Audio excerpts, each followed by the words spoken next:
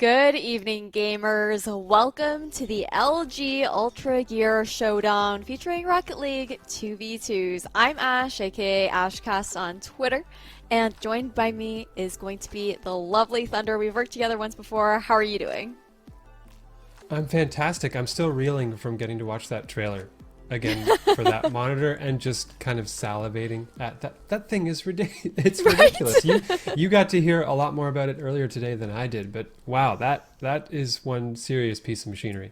Yeah, we were kind of fangirling over that over in the pre-show, but just before we do get into these matchups coming up, I want to give you guys a little bit of a breakdown of what we have in store. So the prize pool is actually going to be a lot of gear to come in. Actually, we're going straight into game. What am I even saying? Okay, to kick things off, we've got unexpired Redbulls here versus Orbitz in a 2v2 first match of the day. Yeah, let's get this thing kicked off. I think my pre-planned joke of the day is that LG right now stands for Let's Game. And now that that's out of the way, curious to see how these teams play. And I love that it's 2v2. I think this mode's getting featured a lot more in tournament level Rocket League nowadays. And here's an opening goal from CB, a nice one too, at 30 seconds to give unexpired Redbulls an early lead. So I want to. Last time we worked together, we did a 3v3, like your very standard Rocket League kind of vibe, right? So what would you say the big difference is to me, who's more so like a noob in the scene, but with the 2v2 setup here within a match? It's pretty interesting how the perception of twos has shifted. Definitely more recently in the public perception around Rocket League, because pros use twos as their stomping ground in ranked for practicing mechanics and improving their gameplay. Because threes, they get plenty of 3v3 in the scrims that they play against teams when they're practicing for pro play. For those who don't know, the RLCS and all major Rocket League tournaments are played 3v3. But twos is it's like the Rocket League battleground of improving your skill level, and it's just because you have the space on the field to do it a little bit more than in threes. You're not constantly being contested every split second of the game, and that extra bit of room lets you flex your mechanical muscles in the game and learn things that in threes you might not be able to do quite as quickly. Yeah, speaking of mechanics, we did see nice aerial down there, but thus far, Orbitz has yet to get a point on the board. It's 2-0 here for unexpired Redbulls at the moment, and make that a third one as air. I mean, that's all air there in that goal. And CB with a great setup, too. Air had lots of time to put that one in, put it right between the pipes for 3-0 at 3:35. Still a lot of game left here and a big lead for unexpired Redbulls, who they don't seem expired. It seems like the Redbulls are doing the trick right now anyway for them. And Air, again, putting in work up front. Orbits have looked pretty uncomfortable so far, and they've been playing a lot of defense. I want to see a good offensive chance or two go their way, because right now they're spending a lot of time on the orange side of the field, and you might see another goal coming here if Air hits the down pass. Oh, they tried off the back wall. Couldn't quite get the touch, though. No, but like you said, just so much pressure that unexpired Redbulls is able to put onto Orbitz. As I say that, looks like we've got the first potential. Oof. Oh, but that's not going to happen. Air with the save. Fortunately, it's going to be right off that post. And now, traveling back into the orange zone here for unexpired. Orbitz, a decent defensive stand there to keep Redbulls away. There's a flip reset attempt there from Air. You can get usage off of the flip after that, though. And CB's actually going to just peel away and play a little bit of defense here, acknowledging they needed to give time for their teammate to get back. Goes for a touch forward. That's Air, actually, who puts a shot near target at least. CB now looking for a touch off the back wall, a little high on the read. Air's going to follow up, though, and that's 4. Now for unexpired Redbulls, they're running away with this game. We're barely halfway done. Yeah, and you're talking about just how much more comfortable unexpired Redbulls looks in this particular matchup. I feel like the synergy is really nice as well. You've always got CB setting Air up, who just mechanically is able to take really nice control of the ball. And to kick things off, possession will be in the hands of CB. Looking to be stolen away by Orbitz. but it's a bit of a tussle here in the orange zone for so far. Yeah, a bit of one, but it's actually Orbitz who comes out ahead on that play. They get a good bump in the corner as well from CB, who gets knocked away from the play. Exotic into the mid. CB's ready for that one though. Ooh. Chance though, shot on target. Let's go. And Welv there gets the first goal here for Orbitz, 4-1. So it's still a 3-goal lead. That's a pretty big cushion, but that's a good push back in the other direction here from Orbitz at least. Yeah, securing that just after the halfway mark too. So now as we continue, we're going to see possession first off there for Orbitz. Unfortunately, not able to do too much with it, as a nice aerial dribble does come over from CD. Trying to pass it over towards air, though Awell is going to be able to steal that away, and the setup does come through. Exotic right out from the blind side to score that second goal here for Orbitz.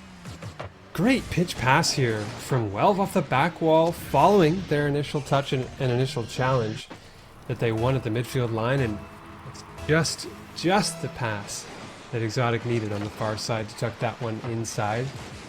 And now things are getting interesting. It's only a 2-goal lead, and it seems like, oh my goodness, air. Flip reset, CB the fake. Oh, it was close there, but that's good patient defense from Exotic, who comes back the other way, nearly fires a shot on target. And Orbitz have all of a sudden woken up in a big way in this game. Okay, it's just the first matchup, right? Some of these players might just be waking up for the day, maybe took an afternoon nap to prepare for this match, but as I say that, okay. CB does manage to set the ball into the goal this time around, but it just hovered right outside the net for a moment there. That's 5-2 now for unexpired Redbulls. It just danced on the goal line for an eternity, but unexpired Redbulls restore the 3-goal lead. Minute 9 to play in game 1. This is a short best of 3 as well. Winning this first game could be huge, and that is a, speaking of huge, air dribble from CB. Normally we thought it was air on this squad who was doing all the aerial work, but CB, nice play there to tuck that inside the post and make it 6-2 now. That only took 6 seconds since the last goal, and they've got an even bigger lead.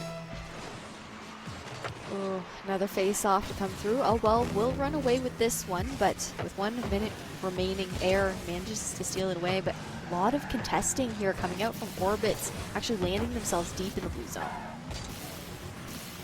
Unexpired Redbulls, every once in a while, they're tested and they have to play some solid defense. They have been, and obviously the offense is going to keep coming through. 7-2 now. It's a pretty punishing scoreline for game 1. And we saw, I don't know what that sort of 45-second to a minute passage of play was from Orbitz, where they genuinely looked like the better team on the field for a moment. They got 2 goals for themselves. But since then, it's kind of faded back into control here for Unexpired. And it could stay that way. It feels to me like Unexpired have just a distinct skill advantage on the field. So it's probably going to come down to just some perfect synergy from Orbitz if they want to win a game in this series. Yeah, not much time left here. It's probably going to be this match point, at least for the side of unexpired Redbulls. Not much Orbitz can do here on out. At the very least, they will secure another goal. So that's 3-7, closing that gap a little bit further. However, only 20 seconds left. Well, 19 to be precise here, Thunder. Yeah, it's not going to win them the game, as you say, but it's still important to plug home an extra goal here in the dying moments. Give yourself a bit of confidence going into game 2. And this is early days in the tournament as well, in a double elimination tournament. So having confidence, even if you lose a match, is still important, because you get that extra chance to move a little bit farther into the bracket. And as we count down the final seconds here, I think, barring any 0-second miracles, it's going to end up 7-3. Of course, they're going to make me eat my words. That's near net. Oh, close. They almost made it 8-3. But it's an even 10 goals scored between the two teams here as unexpired Redbulls. They take game 1 and our first game of the broadcast. Yeah, a really nice sweep from them. I believe that was 7 centered goals for CB in the setup there for Air. So really nice energy to come through. I'm looking forward to what game number 2 brings. Yeah, they're always looking for one another on the field.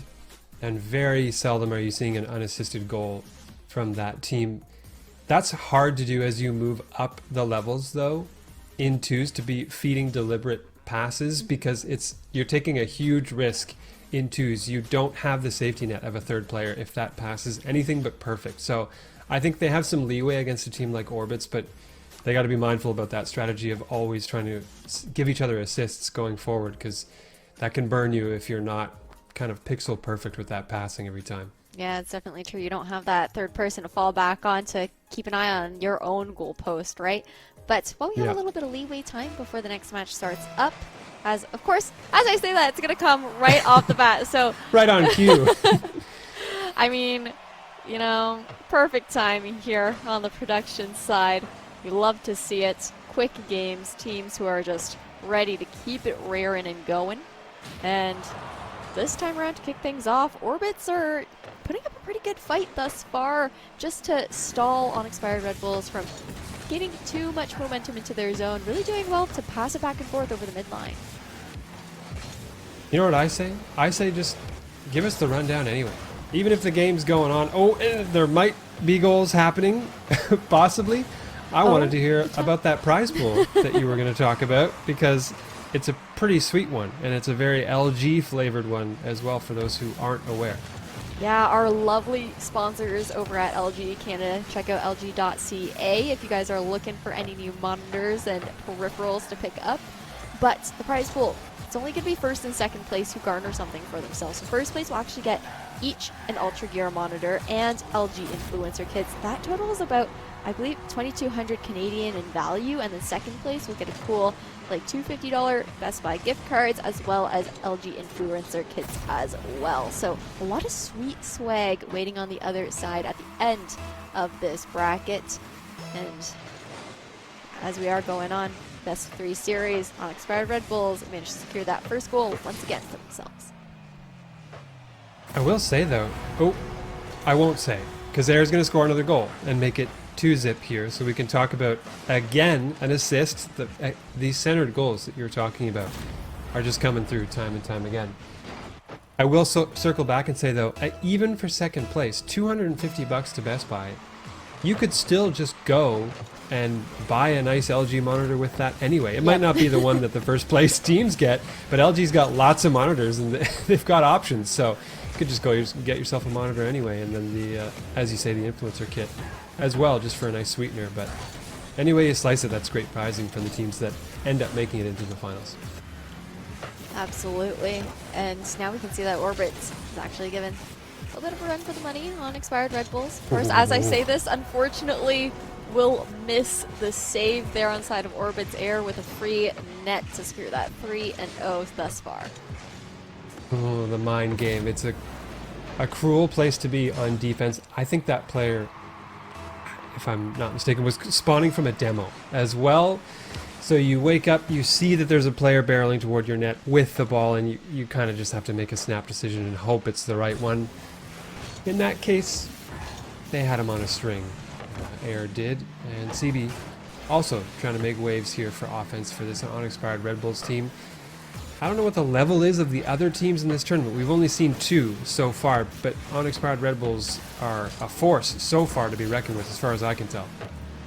Yeah, I mean, until we have a preview of the other teams, we won't really know, but they're definitely looking like really strong contenders for the upper bracket thus far. And now CB with that back flip, able to toss possession out of the hands of Orbitz just for a moment, but unfortunately not going to be able to see the follow-up. Of course, as I say that, Exotic with the dribble, but Air with the steal. Coming back the other way, Air looking for the double tap. Oh, look at that shot. Clean as a whistle. Air pops their own pass. Sidewall, ceiling, back wall, and into the net. I think they touched every hard surface in the game before putting that one in. And just like that, it's 4-zip here. This looks, I mean, we're on pace for, I guess, about as big a lead as we saw in the previous game. But Orbitz, this is the point in the last game where we saw them start to score. They got 2 when it was 4-0 to cut the lead in half, but that was really all we saw from them in game 1. It's very true. Ball denied from the midline, going to be shot over towards the back wall, and Exotic with the follow-up is going to secure the first point on the board here for Orbitz. So they're back in the game again, exactly as you called it, Thunder, just like in game number 1 between these two teams. It was right around that 2-minute mark that they're able to make a showing for themselves. I would say eerily similar to what happened in the first game so far. And I'm going to be waiting with bated breath to see if Orbitz now score a second goal to make it 4-2. That would be truly ridiculous. Ooh, an error, actually, I think, saving the shot of their teammate, CB, getting bumped off the back wall. There's a shot chance here. Oh, that could have been it. The second goal, but it doesn't come through here. CB with a flip reset. Musty to go to the opposite side. And it looks a little bit more to me like unexpired Redbulls are content to play with the clock, play with the space that they have. They don't feel too pressured to play heavy offensive stands, and they're winding their time down and trying to close the series out as quickly as they can. Yeah. Nice repositioning from unexpired Redbulls as well, just to ensure that the blue side is covered here, as Welv is going to go towards the back wall, try to get that back rebound off, and fortunately not able to glean anything off of it. CB will be running away with this aerial dribble, but stolen here from Exotic. 1 minute remaining, and a steady climb here for Orbitz to be able to maybe take this over to overtime. Ooh, that's a close shot. CB gets the pinch off the back wall to send it all the way down the other way, and this might be on target. Ooh, well, dives for it, misses, but gets bailed out by Exotic. A little awkward here as both teams in a posture to get themselves one last offensive chance in the final 30 seconds. A nice boost steal in the corner, but Wells might be out of position here. We'll see what happens on defense for Orbitz. They get the ball cleared out to the midfield line. And just 20 seconds now probably left in the series. I would say, unless Orbitz have got something to say about it, they tried to find the double tap, but it was just a little wide.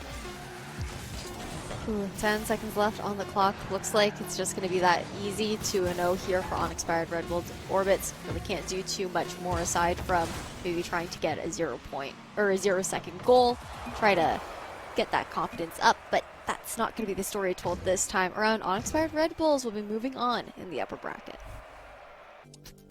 That they will. It makes their lives just that little bit simpler. Obviously, when you get to the end of a double elimination and you're on the lower side, you face some kind of a disadvantage, whether it's a bracket reset or a game in hand for the winning side. So that's signs there. And unexpired Redbulls did it in flying fashion, that's for sure. They dominated this series. And Orbitz, we saw a little bit from them, but maybe we'll see more a little bit later when they go, if and when they make a run on the lower side of the bracket. Yeah, time will tell, but we are going to throw to a quick break while we get the next lobby set up. Before we do go, don't forget to check out lg.ca to check out the amazing Ultra Gear line coming out from them for the gaming side of things. But Thunder and I will see you guys momentarily.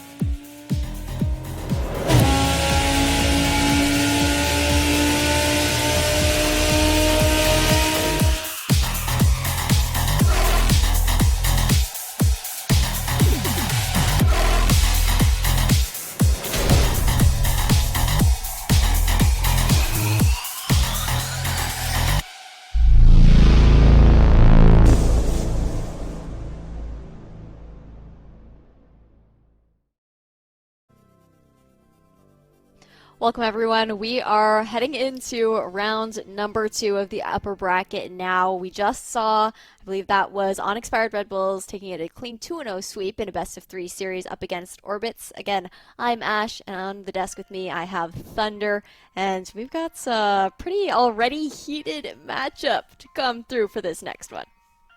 I would say so. We were peering through the list of players and teams that were showing up for this thing.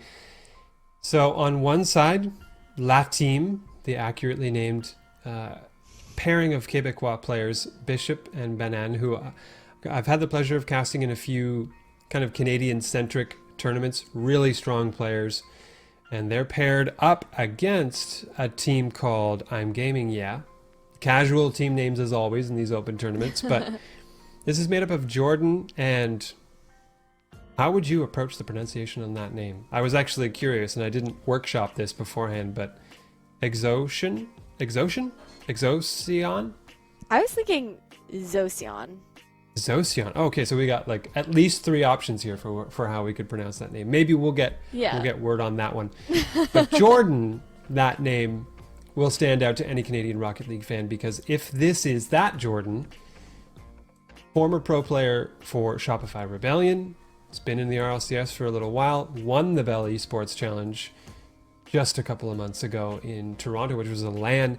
So Jordan is a very, very good player. And this could be, if it is that player, this could be your final. Basically, you could see these two teams make it all the way back to the end and face each other one another again, because it's a ridiculous lineup of players. And it's going to be, I will tell you, quite the jump up in gameplay from the match that we saw between Unexpired Redbulls and Orbitz.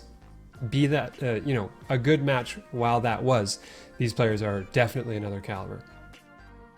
Time will tell. It's a little bit tough when it's just like, that generic name and stuff like that. So it's like, okay, is this really going to be the one that we're looking for, or are we being bamboozled right now? But either way, I'm sure that this team will be up to snuff, considering the fact that both these teams, started off with a bye round. That kind of gives you a hint as to like what the seeding is like. So being higher seeded teams here, and a matchup that we weren't expecting until a little bit later. No, this is, like I said, a sneak preview of what you could see in later stages of the bracket. It's again just a short best of 3, and it's going to be fast. Make no mistake here as we get into game 1 of this series. La Team versus I'm Gaming, yeah? And it's... Okay, he's in the Dominus, Jordan is, so that's an early sign that it may actually be that Jordan from the squad that won that Bell Esports Challenge. And now we got to see the gameplay to back it up. Basically, as we get into kind of the opening moments of this match, we'll see just which Jordan we're dealing with. But look at that. The player jury's still out on the pronunciation of that name, but they got themselves a goal very early in the series. Yeah, nice little tap in from Zocian. I honestly feel like, I think we go with Zocian. I feel like that sounds right. That sounds like it makes sense, right? But another face-off to come up here. After that early goal, 1-0 here for I Am Gaming. Yeah, Bishop with the dribble, trying to take it right across the back wall, but will be stopped out thus far. And another shot towards the goal of I Am Gaming. Yeah, and Banan will close that one out. So 1-1 already early on in this quarter. What a bump there from Banan, who just says, I'd rather the defense just not be around, basically. That's one of the many tactics you could use to score a goal in Rocket League, and it's a very potent one if it works out for you. That's going to tie the game here, and I'm Gaming get things knotted up inside the first minute, too, so they don't let that lead stick around for too long. Here's a shot, though, on target from Zocian. Nicely saved by Bishop as Banan comes back the other way. And now I'm Gaming going to have to play a little bit of defense, but that's a great corner pinch and a follow-up touch to go all the way downfield there from Zocian. Putting a lot of pressure. That actually almost snuck its way into the goal as well, but luckily the bump to come out from the team is going to stall that out. Now trying to send it back over towards the mid-line, but again, we knew that this was going to be a close matchup thus far, and both teams contesting each other really nicely for any possession. Zocian again, great touch to move downfield. Nobody home for the moment. I'm sure someone from La Team is on their way to play some defense. Jordan here with the ground pinch gets that one to go, and it's 2-1 here for I'm Gaming. Great play off the back wall in a bit of an awkward position. Both teams looking really comfortable. Such a difference from the first matchup that we saw, right? That was a lot more like one-sided, where we saw the other team, you know, come back a little bit more towards like the midway mark of the match. But here on out, between I'm Gaming, and La Team, thus far it's just been contention for contention, always contesting each other. As I say that, a shot off the backboard, attempt at a bump into the net will be stalled out by Bishop. Jordan still is trying to put that ball in the net, getting bumps, just removing everybody from the play, getting a little bit of revenge, but it's Bishop who comes back the other way on the counterattack and flicks it past Zoshin, who had, I think, a player to deal with who was trying to bump them and had to make the defensive judgment. It was just too much to ask. So we're back to tied here just after a couple of minutes played in game one of this series. A lot closer scorelines than we saw in the series we watched just a few moments ago. That is for sure. And now, once again, over the midline here, Jordan with the bump into the net. A really quick goal there to take the lead once again here for I'm Gaming. 3-2. This might be the guy that we were talking about, the one we were looking for. I'd say so. A few clues. There's the tag ESL Monthly Elite, which, I mean, that tag, more common than some competitive tags in Rocket League, but still, it takes some work to earn one of those. But also the profile picture, just looking like the actual Jordan, is to me a big clue as to who that might be. And so far, set the gameplay to back it up as well here, taking the lead against another one of the tournament favorites in Bishop and Banan. But La Team are now trying to answer the call here, being down a goal. They got less than half the game to go, and they're just trying to get some control in the offensive zone, but that big clear is going to spell trouble for them, and Jordan's got just enough in the tank to send that in for 4-2. Really nice positioning to come out there from I'm Gaming. Looked like La Team was just so focused over in towards the blue zone that Jordan just completely full sending it down across over the midline to take it all the way into the goal was not something that they necessarily had enough boost or time to get over towards the save. As I say that, first shot here now after the face-off will be saved by Zoshin. And a lot of contesting to happen over here towards the midline. The demo, though, to come through. And the save from Bishop as well. That was dangerous. Very. And that could have easily been 5-2 here. A good defense from that team. They're holding on, trying to keep this lead to at least just 2 until they can find themselves a goal and get back within striking distance. Let's see what they've got in store. There's a fake, at least a mind game there from Bishop. Banan dives forward to get a piece of it, but for the most part misses out. Jordan faking. Ooh. Slow and steady. They're making their way toward the net, but Bishop is finally going to get this one clear. Doesn't get the touch and doesn't have the boost to follow up on that play as well. That's been a consistent source of frustration, I think, for La Team in this game, is they've been pretty boost starved when they want to make a play on the ball. They just don't have the resources to do so. No, I'm Gaming has taken really nice control of the boost, and as I say that, flip reset for Jordan to try and send it away from the goal, and with 1 minute remaining, the La Team's going to have to get a goal in sooner than later to try and tie things up. Thus far, I mean, there's still a decent amount of time left on the clock. Ooh, that ball is free and clear as well here. That's going to be a third goal for La Team, as Banan is the one to finally hit it home. You see, it needed a little bit of a follow-up touch. Bishop tried to steal the goal as well. I don't think Jordan was getting back to that, but it's always good to be sure. In Rocket League, there have been too many miraculous saves in this game to be able to trust that a goal is just a sure thing. It's true. So they secure it, and just about 30 seconds left. La Team have got a chance. It's a slim one, but they do have a chance to tie this thing up in regulation. Yeah, but that demo is going to buy a little bit of time and advantage over towards I'm Gaming. Now, Zoshin trying to bump the ball back over towards the midline. Will send over with a clear, but Banan with the follow-up, looking to actually drive it all the way. Flip reset to come through, but Jordan with the save just sitting inside the net to stall that one out. Oh, this is a big chance here. Banan with the Ooh. shot puts it on target. 7 seconds left. And La Team tie things up. What a clutch performance here. And a breakdown on defense as well. That was 2 players in the same spot, trying to wrestle for position on that back wall, and it really burned I'm Gaming on defense there. One more face-off with 7 seconds left. Looks like La Team is going to be the one to steal that one away. We're nearing the 0-second mark, though, and this might actually just... No! The overtime to come through right before the opportunity of that ball hitting it in towards the net will come out. First one with the goal here takes this first match home. That was close. With more time, that was definitely a goal. But unfortunately, the time was not on La Team's side on that one. But they got to be happy that they've got this thing at least in overtime, because they were down, I think, 4-2 with what was probably a minute or less than a minute. Yeah, because they scored their third with 45 seconds left, so they put in a ton of work at the end of this game. And I'm Gaming are coming back the other way. Jordan with the nice. long-range air dribble. Great defense, though, from Banan to stop that one out. Yeah, now Bishop trying to send it over. A little bit of contention in that aerial, though. But regardless, blue zone looking pretty open here towards the net. But Jordan's trying to reposition, trying to get in for the save. Zoshin on the other side will come clean and keep that goal from being scored. Here's Jordan headed toward the side wall. Grabs the boost on the way. Doesn't get a good setup touch, though. He's going to have to recalibrate a little bit there on that offensive chance. Tries to get a piece of the ball. Bishop, not the greatest touch. Opens the door for a sec for Zoshin here. Jordan's going to pop it. Leaves it.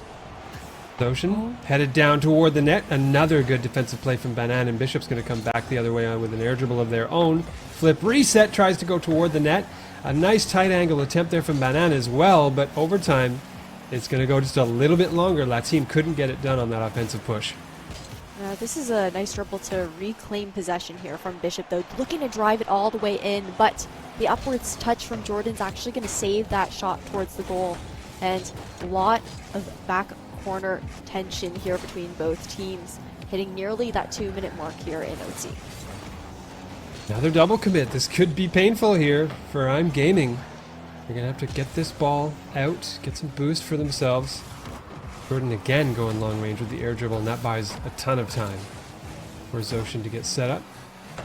And into the defensive end we go as Jordan gets it under long clear. Bishop looking a little low on boost, I would say, and that's a good challenge from Zoshin. Goes to the opposite side. We're getting close to 2.5 minutes of overtime, and this is going to end up being about the length of a best of 5 if they keep going. It was going to be a short series. Usually best of 3s are short series, but not when you get overtimes like this. No, they're playing as if this is like finals right now, you know? Yeah. Both teams are so close in skill and just like contesting each other so well. But unfortunately, Banan initially with the save. That's going to be Jordan with the score. 5-4 here for I'm Gaming. Yeah, that's tough. You know, you get the save down and then it's just hovering. That follow-up from Jordan, so clean. That was brilliant. To get the recovery on the back wall and have the presence of mind to know you got to be the one to follow up the play. It's such a safe option too, and you'll see that in 2v2. You watch as players will cut rotation over and over again, and the player in the back can kind of just bide their time and wait. Whereas in 3s, you're seeing constant cycling of players coming in and out. You kind of have to play it that way. In 2s, it's the opposite, where you don't want your back player diving long distance to get close to a play, because then your whole team is just stranded in the offensive zone. So a play like that, Jordan staying on the back wall, staying engaged and realizing, yeah, I can get one more touch on this thing. That's 2s in a nutshell, basically, when you start to play at a high level. Oof. Now we've got map number 2 coming up here, right? So again, it's a best of 3 series. So short for Rocket League. 2v2s, such a quick, fast-paced game mode as well, because like you said, you have so much space to work with. You've got less players on the board, so there's more boost available for you as well. And I'm looking forward to seeing if I'm Gaming is able to continue to maintain control of that boost, kind of starve La Team out like they did in the early portion of that last matchup in this next one. Yeah, the boost usage is so interesting in 2s because there is more to be had, and you have to use it because there's so much more ground to cover on the field than when you have that third player. So it's an interesting balancing act that you have to do in twos, where you might feel like you've got a good amount of boost all the time, but you're constantly having to burn it.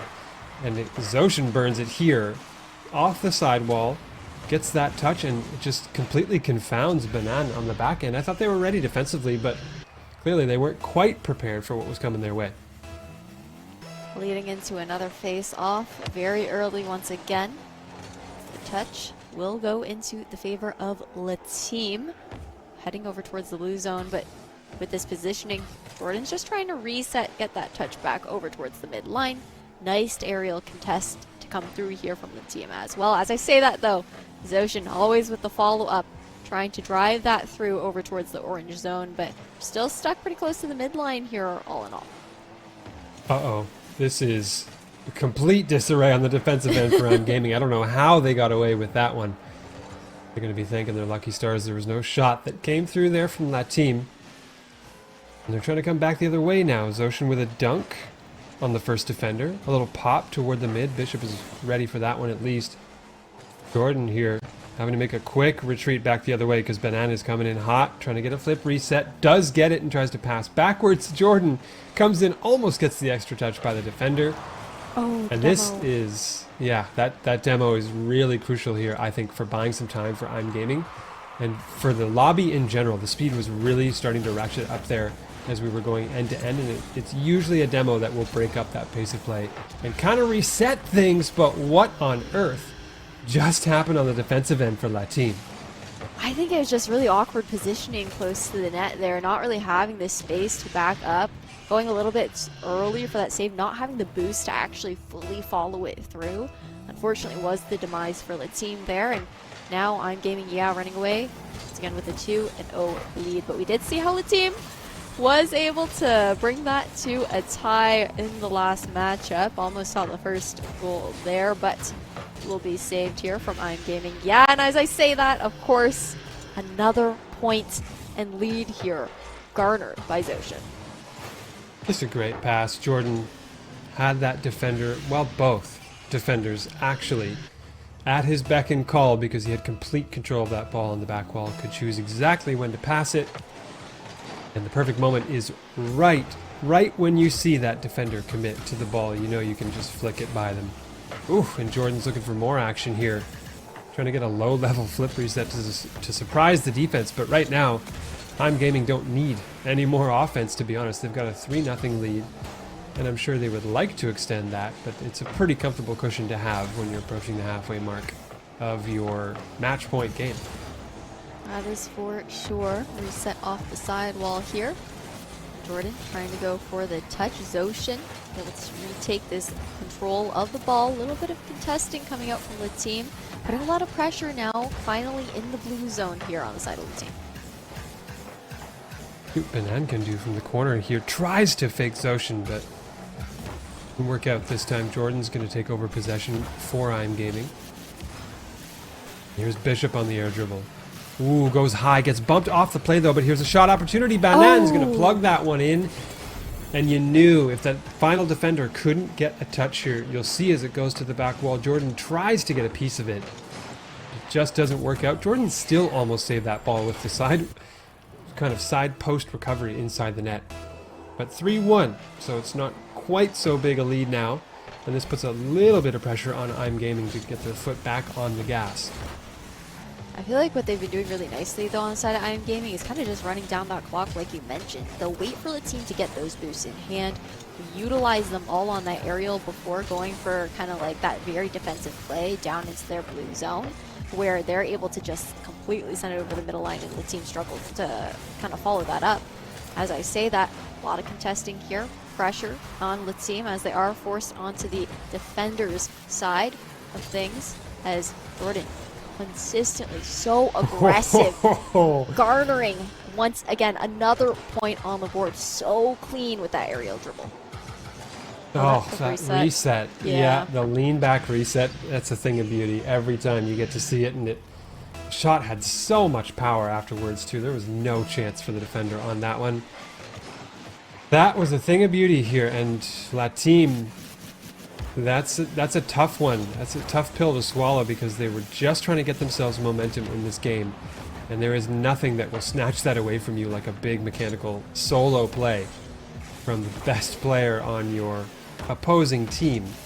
Mind you, Zoshin has been doing great work in this series. Not a player that I've been familiar with as of yet, unless they're running under some kind of an alias or something like that. But look at the shot here from Banan, who just goes for the simple option this time. Goes power and placement. And Zoshin can't get the save on this one. Nicely well done. Now with about a minute 11 seconds left on the clock, heading into another face-off here. So team, if we're looking for some sort of early possession to kick things off, try to give them an early start as far as garnering some sort of advantage. Ball will hit the rebounder off the back wall now, driven all the way towards the blue zone, now towards back. Banan attempting another shot on the goal, but Zoshin with the follow-up for the save. Jordan in a familiar position, getting resets, getting air dribbles, trying to get the double tap, as he is so often doing, just being an absolute menace on the field.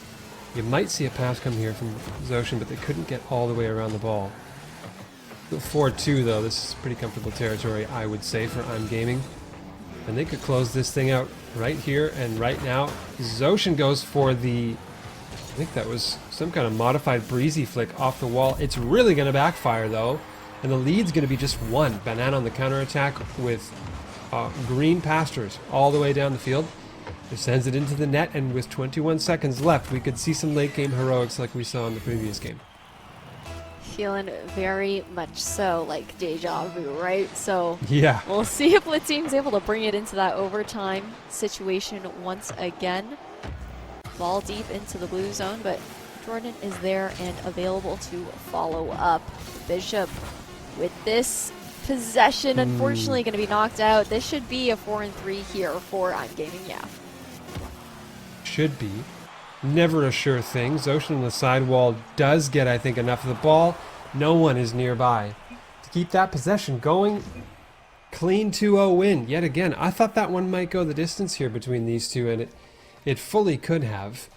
But just, Jordan in particular, but both players on I'm Gaming just putting on a clinic there offensively time and time again, and they were too much for one of the other strongest teams in this tournament.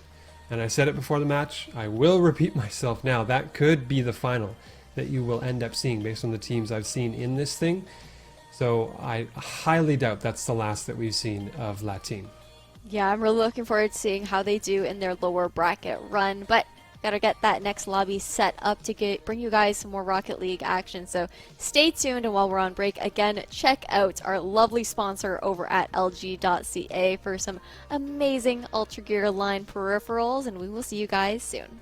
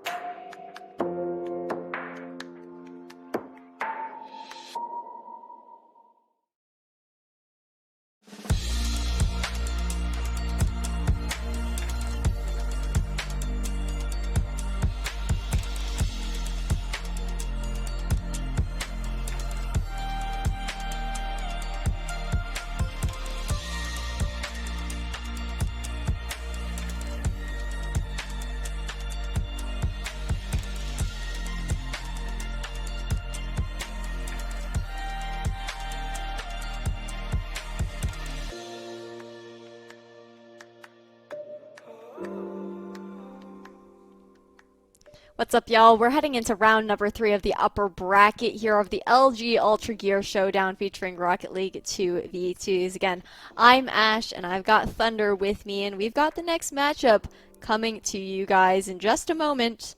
Earlier, we did see unexpired Redbulls. Now coming up, we're actually going to see unfresh Redbulls versus Rodents. Interesting. So we get a taste of both the fresh and expired versions of energy drinks. So this is a curious one because now we've seen who awaits when you get to the later stages of both the upper and the lower bracket. We know, I would say, probably what the top caliber of teams are. And now it's who is it that is just battling on the lower side to try and be one of the teams that gets to play them when you get to those later stages. So I'm glad we get to see a couple of teams that we haven't seen play yet, because it's always nice to get a full kind of sampling of everybody that's playing in a tournament like this. That's for sure. So the winner of this one will actually be facing up against the winner of the last matchup we just featured on stream. So whoever comes out on top in this best of 3 between Unfresh, Redbulls, and Rodents will be duking it up against I'm Gaming in round number 4. We saw them take a really nice clean sweep, but we'll see what these teams have to show for us, and we'll see which variation of Red Bull, I guess, comes out on top by the end. Something tells me it won't take long to find out here, because all of these matches that we've seen so far today have gotten off to a pretty hot start. We'll see if I can be as capable as ever in cursing that in some way here as Franchi goes for an air dribble flip reset attempt. That is not going to work out here. There's a demo, though, and that could have been important, but Hurdle fumbles the touch in the corner. Kind of tries to recollect there, but it's going to be cleared all the way down as Franchi gets it out of the zone, and we get past the first 40 seconds with no goals. Trying to contest with the touch there as well, but Nimbus is actually going to be the one to hit it up over towards the ceiling. No bounce off, though, as Dismissal does steal away some possession. Nice pass over towards Hurdle, but Franchi to shut that down, send it back over to the blue zone. Dismal with a super high pop. It's actually Hurdle who's going to take over on that one as Franchi sends it back into the blue zone. There's a demo, and there's also my only just realizing that we're playing on Sovereign Heights, the brand new map in Rocket League. immediately I would say, well, it's definitely one of my favorites. I think it's a fan favorite as well, and I sincerely hope that they add this to the RLCS rotation this season, because this map is pretty much every night map in Rocket League is great, but this just has all the elements that people wanted to see from a new map in Rocket League, and it's nice to see it showing its full colors in a competitive environment, as well as a shot goes just wide from Dismal. Ooh, off the backboard and with the rebound here as Nimbus tries to take that away. Hurdle will just try to control the ball, maintain some presence here over towards the blue zone, continue to add some pressure on, turn the defensive into the offensive with the nice aerial off the backboard, a setup to come through, but off the goal post, unfortunately, will not land the shot. Good defense there from Hurdle, steering that ball back into safety as they get a shot back the other way. And the Rodents definitely being pests here in this series so far. And on fresh Redbulls, I can tell they've got some solid skill, but they're down 1-0 now as they make a defensive mistake. You'll see here on the back wall, Franchi can't get the boost grab and can't get a great touch as well. Hurdle was ready and waiting for that play. And Rodents get our first goal of the series. So you're telling me, you were talking about how this was, you know, the brand new map here in Rocket League and whatnot. Everyone seems to like it thus far. What about it is making it such a huge fan favorite across the board in the community? Well, Rocket League, oh, another goal. Quickly touch on this.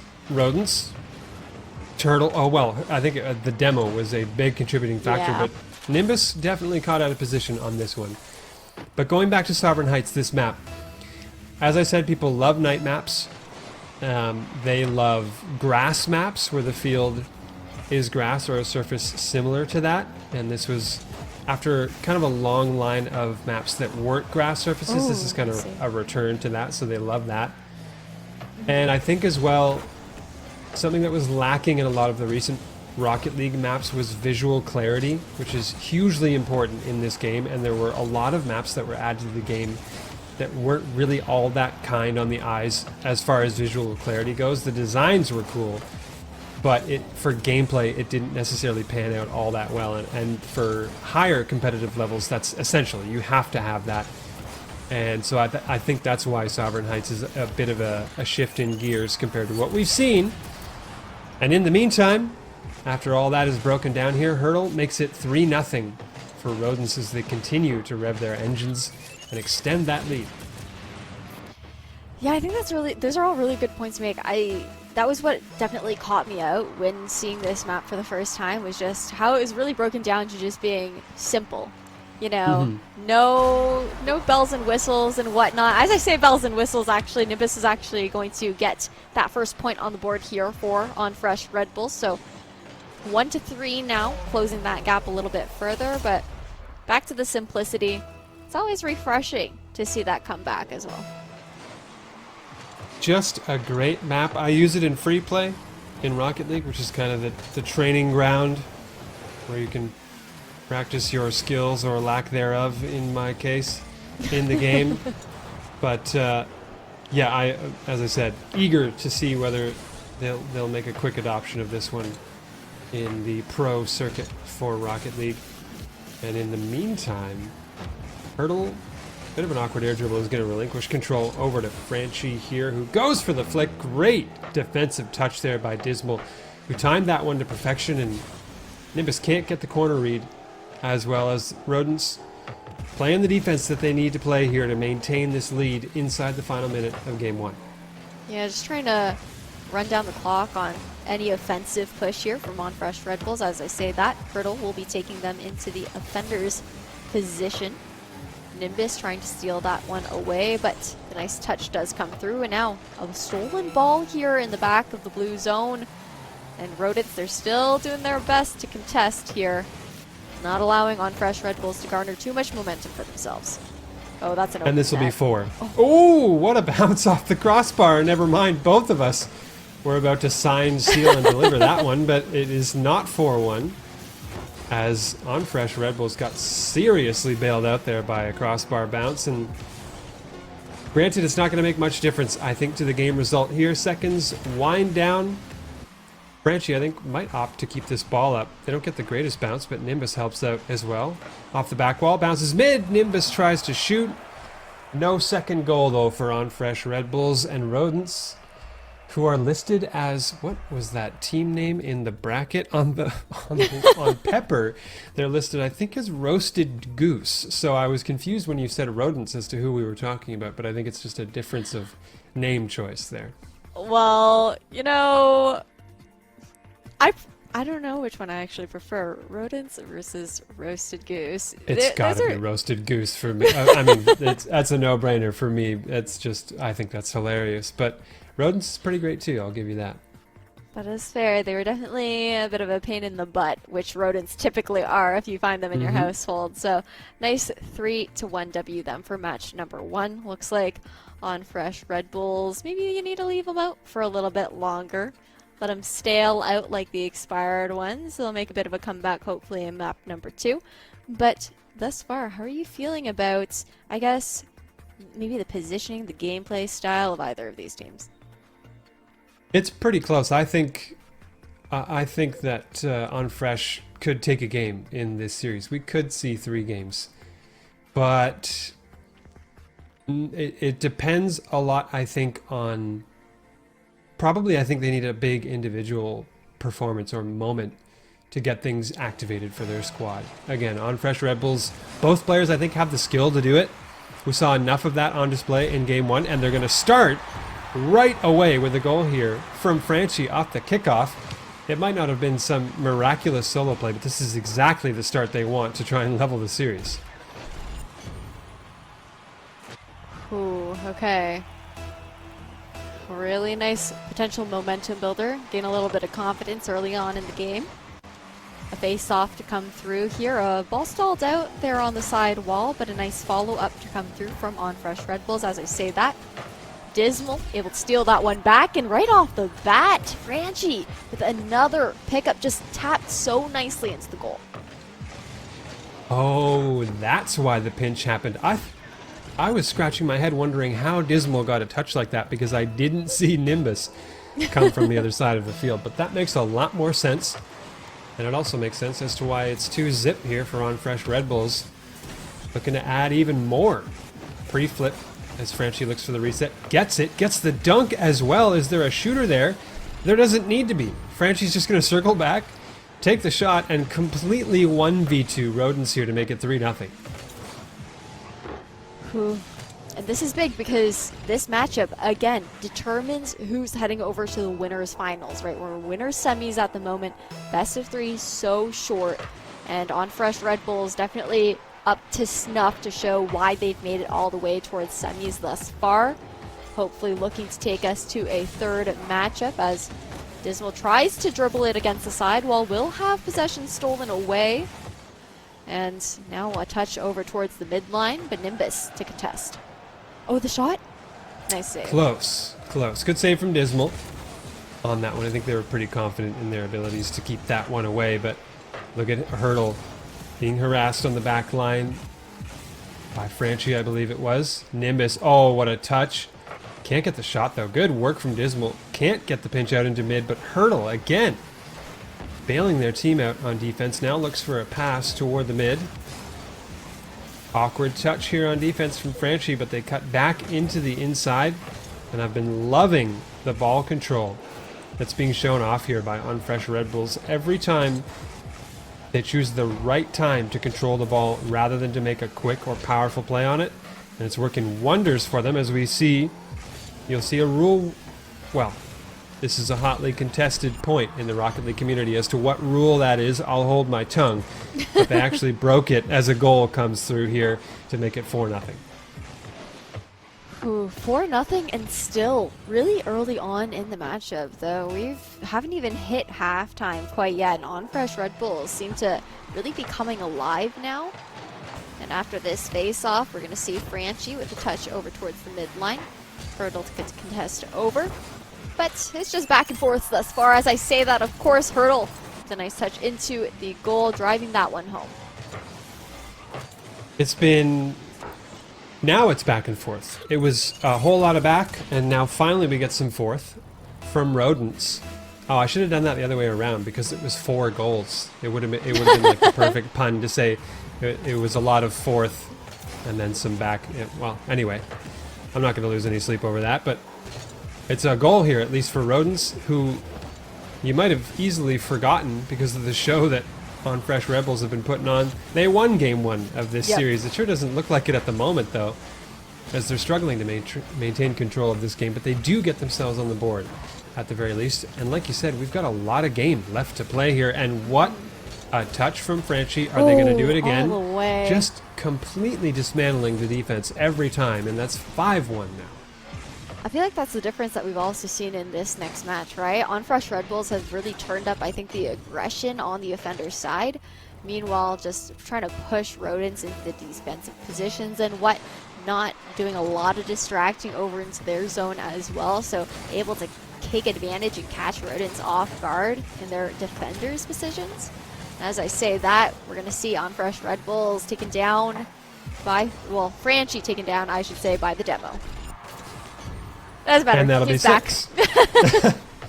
Yeah, look at the timing on that spawn. Barely had to turn. Just drives straight at the ball, shoots it into the net, and that's pretty much it. I've just now taken another look at the bracket and realized I made a huge mistake about that Roasted Goose Rodents situation. And you know what did it to me was the fact that there are 2 teams the named. expired one? It's the fresh versus expired thing that got me, and I was looking in the wrong spot on the bracket. On Expired Redbulls and Roasted Goose, you may get to see, although that match probably going to be underway soon, so probably not. But at the very least, for the Roasted Goose fans out there, it means you don't have to choose between them and Rodents. They are actually both teams in this tournament. Whew. The other thing that's interesting is, like, when it comes down to it, we've got that lower bracket run to look out for as well. And I'm actually curious to see if On Fresh Redbulls and Expired Redbulls are like friends who made their teams at the same time and thought it'd be funny to do opposite names. Or if it was like one of them signed up earlier, the other team saw it, and they're like, let's just mess up the casters a little bit. Let's throw another opposite name in there kind of vibe. Maybe we'll find out later, but this matchup for On Fresh Redbulls at the very least is still underway. Well, if it was a hey, let's mess up the casters thing, they can proudly say it worked, at least for me, who couldn't get his team name straight looking at the bracket. So mission accomplished if that's what they were doing. And if they're friends, well, there is still a chance they could end up playing one another as well, because On Fresh on the upper side of the bracket, On Expired still alive on the lower. So anything can happen at this point in this double elim bracket. But right now, it is definitely looking like we're going to a third game, which would be the first time today so far on the broadcast. And I think we're, 4 matches in now? All of them sweeps so far today until potentially right now. Yeah, and what's nice about going to map number 3 is also the fact that, best of 3 series being really short as far as series go in Rocket League, so it's a nice treat to take it the distance. But yeah, I mean, 17 seconds left on the clock. This is definitely a map 3 to come up next. I'm excited to see what we have to look forward to, though. See if Rodents can kind of regather themselves for that last matchup, bring things a bit more of a back and forth scoreline. Definitely a reset needed here for Rodents. Not a great performance in Game 2 of the series. We'll see whether they can recollect themselves here going into the decider. And that's a pretty big game, too, because that puts them into winners' finals? Yes. I think finals. And that's a best of 5. You get into a longer series at that point as well, where you're giving yourself a better chance to be a little bit more competitive against some of the top caliber teams. Meanwhile, the other team has to drop down and, again, battle through the gladiator arena that is the lower side of the bracket here for this tournament. So we'll have to see, and we only have to wait one more game to find out. Cool. I'm kind of on my toes on this one here, Thunder. I mean, The first matchup, obviously a really nice lead to come out from Rodents. Not nearly the same kind of sweep that we just saw from Unfresh Redbulls, who seem to definitely come alive in this second matchup. But either way, the winner is going to be facing up in that best of 5 up against I'm Gaming Yeah, which that was a really nice game that we saw between them and La Team.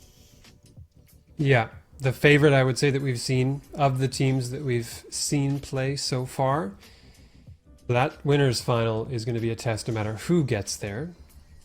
But game 3, between these two, I really don't know what way to call it. We've talked, I think, on previous broadcasts about how a blowout doesn't spell doom necessarily for the team that lost that game. You can bounce back from a game like that. And Rodents had a great game 1 where they controlled it, so I really can't tell which way this one might go. Yeah, and in 2v2s, anything can happen, right? With so much space to work with and a lot more that you can be punished for. Speaking of punishment, Dismal will succumb to being that first demo to come through. Nimbus, with the quick dribble into the goal post, will have that save from Hurdle to come out. Heading back down the other way. That's stopped out, though. Nimbus wants nothing to do with an offensive play when they are by themselves. Ooh, good extra touch there from Dismal off the back wall. Gets demoed again, though. It's a couple of demos we've seen inside the first 40 seconds or so of gameplay. Branchy tries to go long, sent to the corner by Dismal yet again. And now Hurdle on the back wall looks a little bit uncomfortable, maintains control though, and starts to head back down the other way. And yet again, a demo, but this time it's on a player from Unfresh Redbulls instead of on Rodents. It's also, of these 3 matches, the first one I think we've seen the whole first minute pass without the initial score being had from either team. So turning up the heat here in winners semis, because the winner of this one will take it the distance in the upper bracket, right? And this aerial now to head over towards the back end. Hurdle with the follow-up. It's actually going to secure the first points on the board for Rodents. That's massive here, and Franchi, it comes down to a mistake there. They weren't in the best of positions to make a touch on that ball, but it just wasn't quite the right decision to go for that flick backwards. Maybe a catch and a dribble away could have been better. Always tough to tell, though, when you don't have player POV. You don't really know how awkward a spot that player might have been in. And well, to be honest, that's why your teammates in ranked are always criticizing every mistake you make, because they can't see from your perspective how hard it is to make the play you had to make. But anyway, that's a whole different topic for a different day. Right now, Rodents are up, and that's huge for them after they got beaten 6-1 in the previous game. But they're again having to play what looks like it could be a long stint of defense here against the Unfresh Redbulls offense. Yeah, that's the big change that we saw coming out of map 1, right?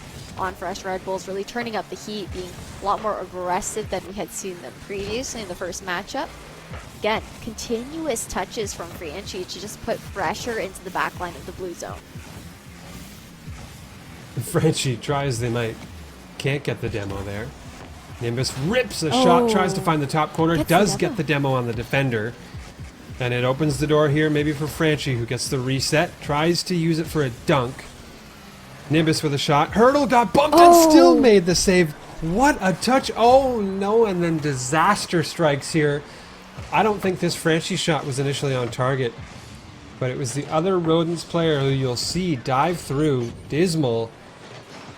And unfortunately, living up to their namesake just a little bit there with that touch. They didn't have a lot of room to work with, but they're going to be regretting that one, that's for sure. Now, first touch after the face-off to go into the hands of Fresh Redbulls. A lot of pressure onto the blue zone once again, off the back wall, now the side here, as the save does come through for the Rodents, and continuously just pressuring and putting the Rodents into really awkward positioning here by the goalpost. Nimbus with minimal boost. I don't think they have many options here offensively. And we're all tied up. About 1 minute 45 seconds to play in this deciding game. One of these two will book their ticket to the winners final to play against I'm Gaming Yeah. And Dismal stops out that attempt here from Unfresh Redbulls. Coming back toward the mid. Nimbus dives at that one. And these margins pretty thin, I will say, between the offense and defense. Very often it's the offense, I think, coming from Unfresh Redbulls. As Franchi, again, trying to get this thing into the blue side of the field to give them another crack at it. Oh, it's open. I think they just got really burned, though. Look at that goal. That was almost full field on the shot there. You'll see Hurdle, great controlling touch, and immediately recovers to fire that. A Hail Mary to make it 2-1. Ooh. I think on the side of Unfresh Redbulls, what we saw there was after getting that initial demo down, they kind of tried to full send it before that second player on Rodents came back alive, but unfortunately weren't able to do so in quite enough time, leading to this 1-round lead here, or 1-goal lead, I should say, by Rodents. And now, again, so much pressure, always forcing the defense, and Franchi with the score, that touch into the tucked corner of the net. Yeah, you nailed it there. It was Hurdle driving into the corner, desperately trying to find any boost that opened the door for that shot to come through, and tie game. A minute to play. This is pretty exciting as far as deciding games in a series go. And Hurdle, I think, is going to have a great opportunity here. It was a pre-jump, though, from Nimbus to stop that one out as early as humanly possible. Here's Franchi. Going to get a touch out of the corner. No such luck, but they do at least get the boost steal in the corner. Dismal. Huge 50-50. It's not going to be on target, but at least Franchi's going to have to do some work here to get this out of the shooting lane. Hurdle stopped away by Franchi. They collect boost on the sidewall. That's a pass up into the mid. Dismal, are they fast enough? Tried to go off the ceiling, I think. They just didn't have enough boost to get up quick enough. And it's majorly end-to-end right now. It's aerial attempts for both squads. And it looks like one of these two teams wants to just settle this thing in regulation and not let it go to overtime. Yeah, don't want to risk that overtime play as Hurdle continues to try and dribble the ball down. But, of course, you've got Franchi with the save to come through. With these 2 seconds left, we've got the 0-second potential, but ball will hit the pitch. Now we're heading over to OT. Well, this is perfect. It's exactly what you want. 1 goal is going to decide who goes to the winner's final. You'll love to see it. Oh, is that the goal? Oh, no. Really? Oh, it happens more often in 2s than it does in 3s, Yeah. but a missed touch there on the corner leaves the backside completely open. And Hurdle, they're going to be really grateful. It's as easy as it was right there. Wow. Yeah, as you could tell by my call, that's not how I expected that to pan out. And just like that, Rodents are going to be playing in the winner's final. Yep, we'll be seeing them just on the other side of this break up against I'm Gaming. Yeah, I believe that will be a best of 5 series, so you guys stay tuned. Thunder and I will be right back. And again, huge plug and thank you over to our sponsor, LG. Check them out at lg.ca.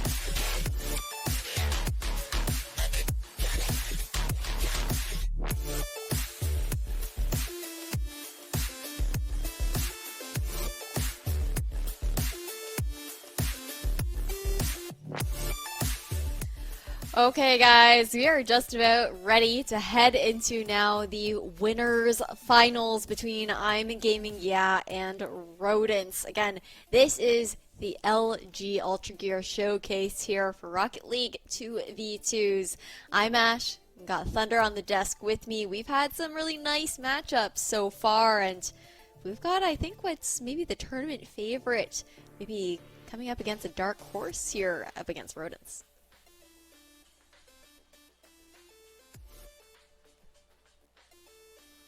I think you might be muted on your side, Thunder, there. Good call. Yep. Thank you for the quick response to that. I was definitely muted. And that's definitely not the first, nor the last time that has and will happen. But hey, that's just the way she goes sometimes. And Hurdle, well, you made a point about Rodents being a dark horse. Look at the opening goal in this series. Neither Jordan nor Zoshin could do anything about that individual effort, and what a start here. Ooh. Starting things off hot, heated. Again, a touch now into the orange zone. Zoshin with the aerial, attempting the flip reset. Won't actually be able to garner anything off of it though, and as I say that, the flip resets for days here for Hurdle to try and carry it over the midline. And ruthless efficiency here from I'm Gaming as they get their first goal. A cut inside and the demo a must-have there for that play to be successful. Zoshin gets rid of the defense and Jordan ties things up just like that. Couple of goals inside the first 30 seconds of this series. I thought it would probably start a little bit more one-sided, but we've seen both teams get their cracks at the net and do battle so far. And like you said, best of 5 here now as we get into the winners final. Anything with just the word final in it is going to have a little bit extra meat on the series as we get into the later stages of this double ON bracket. Definitely, for sure. Speaking of meat, an attempt there for that score from Hurdle, but fortunately just hits that back post. Jordan now able to steal away possession, putting a little bit more pressure over as a bit of a fake to allow Zoshin to try and claim that control. Just a lot of contesting happening towards the midline at the moment between both teams. Dismal got some control here. Well, I spoke too soon perhaps. Hurdle also doesn't get a piece of the ball, nor does Zoshin, so 3 players in a row whiff on that. Finally, Jordan says, "Allow me," and just shoots it into the net. That was one of the more awkward passages of play I think we've seen so far today, but somehow it ends in a goal here, and I'm Gaming take the lead. Still really close. Start things off in the first quarter of this matchup. The face-off to come through. Advantage into the hands of Rodents now, but off the backboard, the rebound is available, but stolen away thus far by Jordan. Pushing this and looking to drive it into the midline. However, the contest does come through. The touch out will stall that potential for just a little bit longer. Nice pinch. Ooh, maybe not so nice. The shot lacking a lot in the power department though, as Hurdle couldn't quite get a hold of that one. Zoshin is in a world of hurt right now with no boost. They still make a good defensive touch there to bail their team out, at least for a moment. Jordan, I think, maybe got bumped there. I gotta see what happened on this play because Jordan was seriously awkward. Take a look back there. Yeah, I think it was the bump attempt driving across the box from Hurdle that made Jordan have to dodge it, and then he wasn't able to get there in time and make the save on that tying goal. Ooh, another face-off to come through. And this is just about the close matchup that we're expecting to see here in winners finals. Rodents just played a nail-biter of a match over next to, or versus I should say, on fresh Redbulls, so they're coming off hot and ready. Meanwhile, I'm Gaming Yeah has just been vibing for a little bit, and unfortunately, on the side of I'm Gaming Yeah, speaking of vibing, just stuck there over towards the blue zone. Not enough boost to go in for the save. Hurdle could just send that one home worry-free. Not an isolated incident, I will say, either for I'm Gaming. We saw a few double commits from them in the series they played. against that team. They still won that series, mind you, but it wasn't spotless Rocket League at times. And you can see how they can be punished for it. Dismal on the pre-flip air dribble attempt. It was a decent one at that. And now Hurdle collecting toward the back corner. 2 minutes in this game. A reset in hand for Hurdle, who gets it past one, but Zoshin quickly there to answer the call. Touch into mid. Dismal, oh, faking Jordan, but missing the shot. Super unfortunate. I think Dismal had a wide open net there and just blasted it way too high. Now, just reeling off of the side, gonna hit off the top ceiling here, as well as the ball just kind of neutral at the moment. Rodents looking to claim some sort of possession over, hit it over towards that mid line, but got Jordan available, ready to fight that since. Oh, this is just a mess. It's getting scrappy here towards the net, and the saves does come through. I'm Gaming, yeah, not able to secure a goal. Oh my. That save from Hurdle was ludicrous. I mean, truly unbelievable. I thought it was a goal. I thought I knew it was a goal. And still, Rodents have a lead in this game somehow. That was some top-tier goal line defending here. Zoshin trying to make something happen here for I'm Gaming, but it has not been for a lack of trying. They've been going at this ball, trying to get some offense. Jordan goes for it. And Jordan, Mr. Clutch himself, is going to score inside the final minute. Great air dribble. And you can see the power of having options on your offense as an individual in Rocket League. If you want to get to the top level, you can't just be going for one play. You got to open the door with your setup touches and then be able to adjust on the fly to say, all right, this should be an air dribble, this should be a reset, a double, whatever it may be. And just pick the play that works the best. And Jordan showing that in spades on that offensive play. Really well done. But now we're going to see how Jordan is faring on the defense. Able to contest really nicely towards any pressure that Rodents is looking to push onto I'm Gaming, yeah, Zoshin. Just slowing them down, stalling them out, really buying time as we are nearing the last 5 seconds in this matchup. Looking like we are going to head over towards OT. As I say that, yeah, ball will hit the pitch, everything's reset, it's overtime, baby. Really impressed by what we've seen from Rodents in this match so far. I thought I'm Gaming was going to be a cut above. In this series so far, not necessarily the case. Obviously, as you could tell by being capable of knowing what numbers are, it's really even between these two teams. And we're just barely into OT. Oh no, good save there from Dismal. The shot needed a little bit more power to be truly threatening, but nonetheless, still demanded a pretty good defensive touch, and Dismal was there to make it as more shots start to pour through.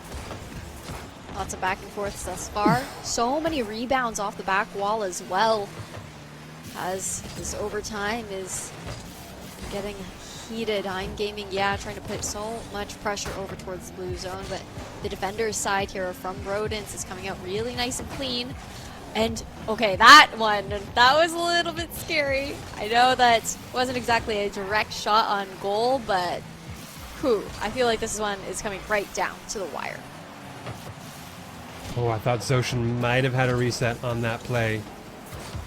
Speaking of resets, Jordan's got one. Hurdle, recognizing that, quickly removes the ball from his possession.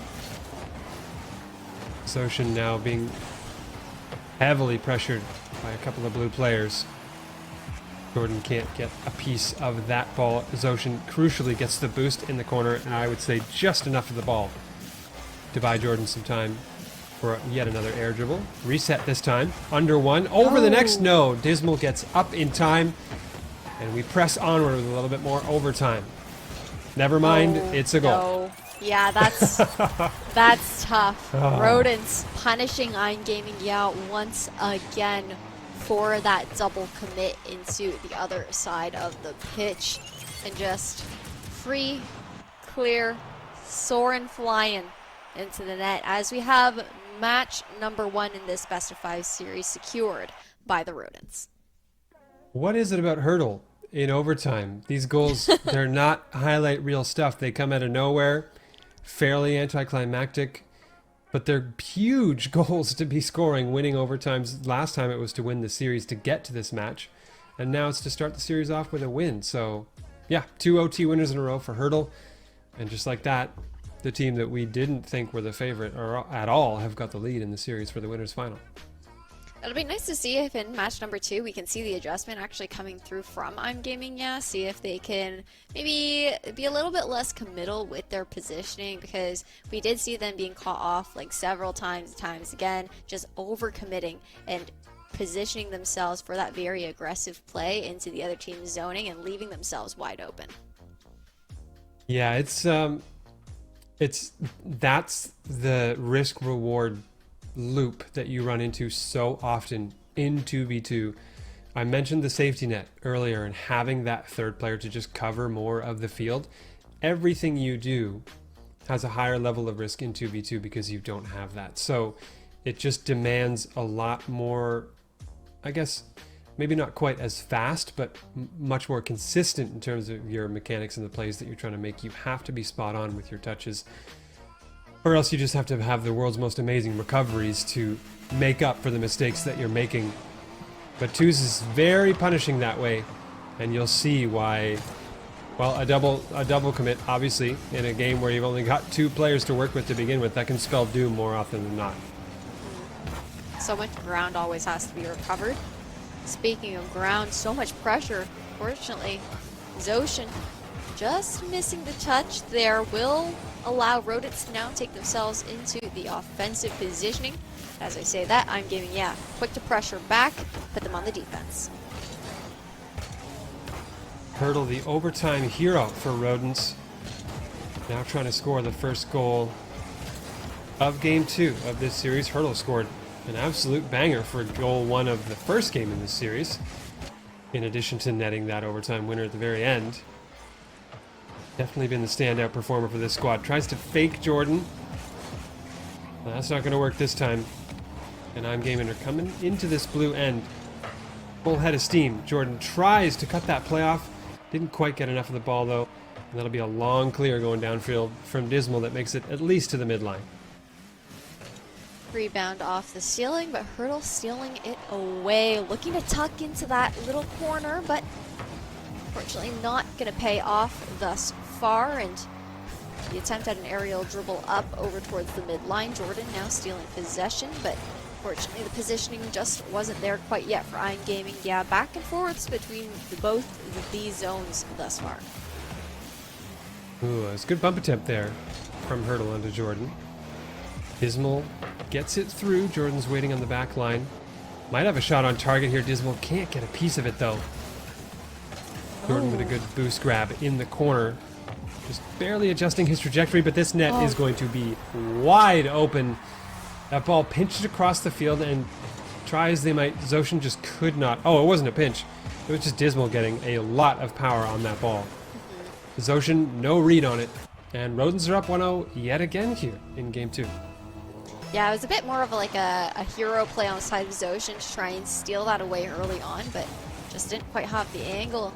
As I say that, off the backboard here with the rebound from Dismal. Not quite able to set up though, as we see Zoshin taking it now over towards the blue zone, but Dismal hot on the tail to send it back over, pressuring and giving back onto the defense. Jordan on the side wall looks for whatever that was. That was a crazy ground pinch. I thought he was going to get a pass through, but clearly he had other ideas. And Jordan gets a great dunk, heads downfield, looks for a follow-up dunk, and it's going to be left now to Zoshin. Tries to flip into the reset. I think he got it, but the second touch, too much to ask there. Oh, Jordan, don't you dare hit that corner read. That would have been the highlight goal of the whole tournament. But thankfully for Rodents, there were a couple of players available to make the defensive touch. Ooh, now it's Zoshin with the aerial touch down. Denied by Hurdle with a nice save.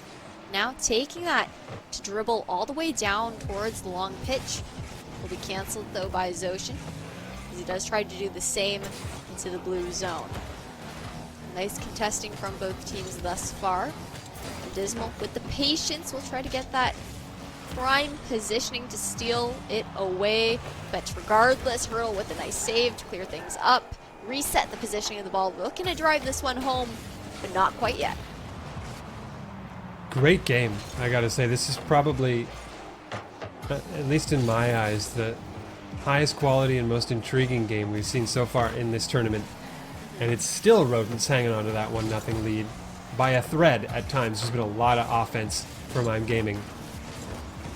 And now Rodents trying to add to the lead a little bit, but they're going to have to defend for the moment.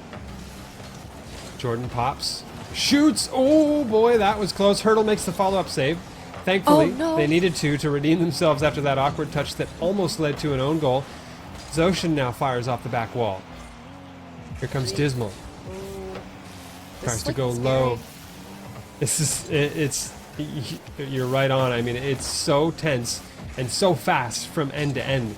It's really tough to tell whether Rodents are going to get a bigger lead or whether we're going to see this thing tied in the final minute. Time will tell. Jordan does manage to bounce it off the ceiling. And that's Zoshin now trying to take possession deep into that right corner of the blue zone. But Hurdle looking to drive things back over towards the midline. Won't quite be able to make that happen. Can't come to fruition quite yet. You see, I'm Gaming, yeah. Resetting their positioning, playing that defensive. And a shot on goal will be saved there by Dismal. As I say that, 1-1 with 11 seconds left here. Jordan equalizing. That's 11 seconds on the clock. We may be heading into another overtime. And this is just a nail biter of a series thus far. Wowzers. I said Mr. Clutch earlier about Jordan, and he, again, living up to that nickname. Goes downfield. Jordan, what you got for us? Not quite the touch that he probably wanted, but he passes instead. And Zoshin, this time, is going to carry the Clutch banner. And in the span of what I think was about 7 seconds, I'm Gaming have gone from being down to leading at the end of regulation, and they might just tie up this series.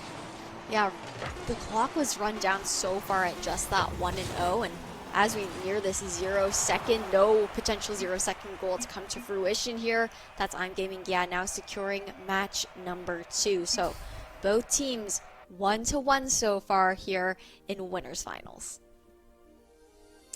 That's game of the tournaments for me so far, at least. Even better than, I would say, the overtime that we saw where Rodents won in the previous series, only because, let's be honest, that overtime goal just a little bit underwhelming. Other than that, though, that game in its own right was amazing, and I'm sure we've got more in store for the future as well. For now, though, we've got a tied series. So in a way, we're back to just playing more best of threes, because 2 wins is going to decide it for one of these teams or the other. So continue on. Business as usual for us here in this double elim tournament. But the big thing that you can start to think about is that prize pool, because as we said, it's the top 2 teams that get a piece of the LG prizing that we've got on display, no pun intended, today. And if you win this match, the winners final, you're into that prizing. So this is a big deal for these teams. Yeah, it's that guaranteed spot, right? But at the very least, with this being a double elimination bracket, the loser does have the opportunity to try and continue to make a lower bracket run at the very least. But why don't we, while we're waiting for this next matchup to come through, give you guys a peek on what's going on the side of the lower bracket, pulling up the website for us right here. At the moment, it looks like we're just waiting for a match to finish up in lowers, but On Fresh Redbulls has moved on, so they're still alive, and I believe the team might be the ones to meet them on the other side. Certainly looks that way. Meanwhile, Zoshin, what on earth is this? There's something about the opening goal in the games in this series so far. Ooh, Dismal very close to getting a piece of that, but couldn't quite get there in time. And I'm Gaming, after sneaking a game for themselves in the series in the previous one, are off to a roaring start here in Game 3. Ooh. Nice contest there in the deep blue zone. See aerial steal to come through. Jordan looking to drive it home, but the save here from Hurdle. with a touch back, and Dismal looking to carry it over towards the midline. Nice aerial dribble to come out, but Zoshin just guarding really nicely close to the goal post will deny further momentum. Jordan, I don't know if he got that mid boost. I think he's hurting a little bit in the fuel department, but he does get the corner boost. Nice, almost opposite side shot there from Zoshin. I think I saw the idea, but the execution lacking just a little bit. Zoshin to the corner. Doesn't quite get a favorable bounce as far as corner reads go. It's going to be left to the defensive Rodents, who head back down the other way. Dismal tries to get the flick as well. But that, I say, it's a string of plays from both teams where the touch is just not quite favorable enough for them to come through on the challenges that they're trying to make. Patience here for Zoshin. Free jump to deny and touch the ball over into some possession there for I'm Gaming. Yeah, as I say that, of course. Hurdle trying to steal that one back, but finally we're seeing the defenders go on the offensive here as I'm Gaming. Yeah, carries it over towards the blue line. Of course I say that. It's knocked right back, but that's the 2v2 kind of vibe, right? So much space to work with. Things happen so quickly, and especially in this matchup, it's just been a lot of back and forth. Yeah, things can turn on a dime when you've got this much skill in a lobby. Speaking of Jordan, again, options on the air dribble, just a little bit of boost left in the tank. You can see most of the air dribble was done there, and then just that extra touch at the very end was enough to undo the defensive efforts of Dismal there. 2-0 lead here for I'm Gaming, and they are really showing, Jordan in particular, the competitive caliber that they have on the field. It takes a lot of experience to be able to fight through dropping an opening game, coming back, and just continuing to be a nuisance at all times on the field, despite whether you're playing your best or not quite that way. And it's such a testament to the mental side of the game that he and I would say both of these players, Zoshin as well, are able to do that pretty consistently in this tournament so far. That is for sure. Ball up in the air, Hurdle trying to send it over long into the orange zone, but Zoshin poised and ready, will actually get the touch back now, trying to dribble it. It's a free net and a nice score there for Zoshin, earning that 3-0 for I'm Gaming. Yeah, that was a clean shot for them. Dismal, I would say, could have done a little bit better there. It was that was not an enviable position at all for a defender in twos where you feel like you're hung out to dry for a moment, and the offensive players got a ton of options for what they want to do. But that's all in the past now. It's 3-0 here for I'm Gaming, really seizing control of this series in a hurry, and Jordan might just be adding another, and sure enough, he plugs that one top corner to make it 4-0 at 2 minutes. This is starting to be, I would say, a bit of a foregone conclusion heading into Game 4. Oof. Unless Rodents, I mean, we just passed that halftime mark, right? So if Rodents can try and maybe steal away this momentum, snowball it for themselves, and tie things up really quickly, might be potential. There's still a lot of time on the clock, at least for a Rocket League game, right? So, but otherwise, thus far, it looks like I'm Gaming, yeah, is just doing a really good job of trying to run down this clock for now, not playing as aggressively as we have seen them previously. And a minute and a half of Rocket League to keep a 4-goal lead intact. I think I would probably trust the capability of those fine folks on I'm Gaming to be able to do that.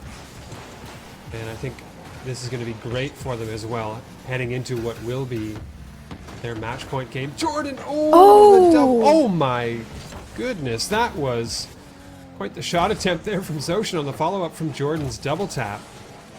And it hit every conceivable piece of the woodwork except the inside of the net. And so it'll stay 4-0 here. At the very least, it burns some time off the clock. Delayed flick, though, from Zoshin. That was so clean. And eventually, they do get the goal they so desperately wanted. Yeah, tough read there for Dismal. So 5-0 thus far, looking like a clean sweep of the series here for match number 3 between I'm Gaming, yeah, and Rodents. Another face-off to come through, though, and To kick things off, you actually have I'm Gaming. Yeah, they played really far back, didn't actually go to contest, allowing Rodents to try and push that ball over towards their side. And again, it's a time game at this point, right? I'm Gaming, yeah, just trying to maybe snuff Rodents out a little bit, play that cat and mouse. And doing a fine job of it, I would say. Their job pretty easy at this point with the amount of time that's left and the number of goals that are needed. So, final 20 seconds. I think I'm Gaming, yeah, they've got their sights set on game 4 and trying to close this thing out. Maybe add another goal. Definitely add another goal here. Zoshin dismantling the defense yet again. Hurdle driving backwards on that challenge. Maybe not optimal, but I don't think they're too concerned about winning the game at this point. They as well are looking towards game 4, and as I've talked about, we've seen blowouts so far today, but it hasn't been the end of the team that's been on the receiving end of that. It's just something you gotta shake off and go to the next game, see if you can recollect. Yeah, nothing on the board thus far for Rodents. Doesn't look like that'll be the case. As I say that though, 0 seconds still looking to keep things alive, but it will touch the pitch. So a clean 6-0 here for I'm Gaming, yeah, in matchup number 3. Yeah, pretty convincing to say the least here. I'm Gaming looking again like the tournament favorites that we suspected they might be after they made quick work of La Team in the previous round. So in the best of 5s, there's a bit more breathing room. This series would be over right now if we were in earlier rounds of the tournament. Yep. So the Rodents have got another couple of chances at this at most.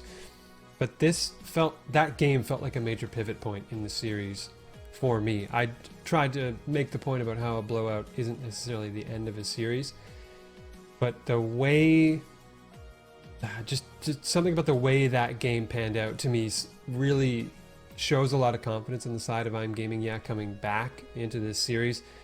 And I think, again, their competitive experience is going to lend themselves a huge favor here in being able to close this thing out and move on to one final best of 5 a little bit later.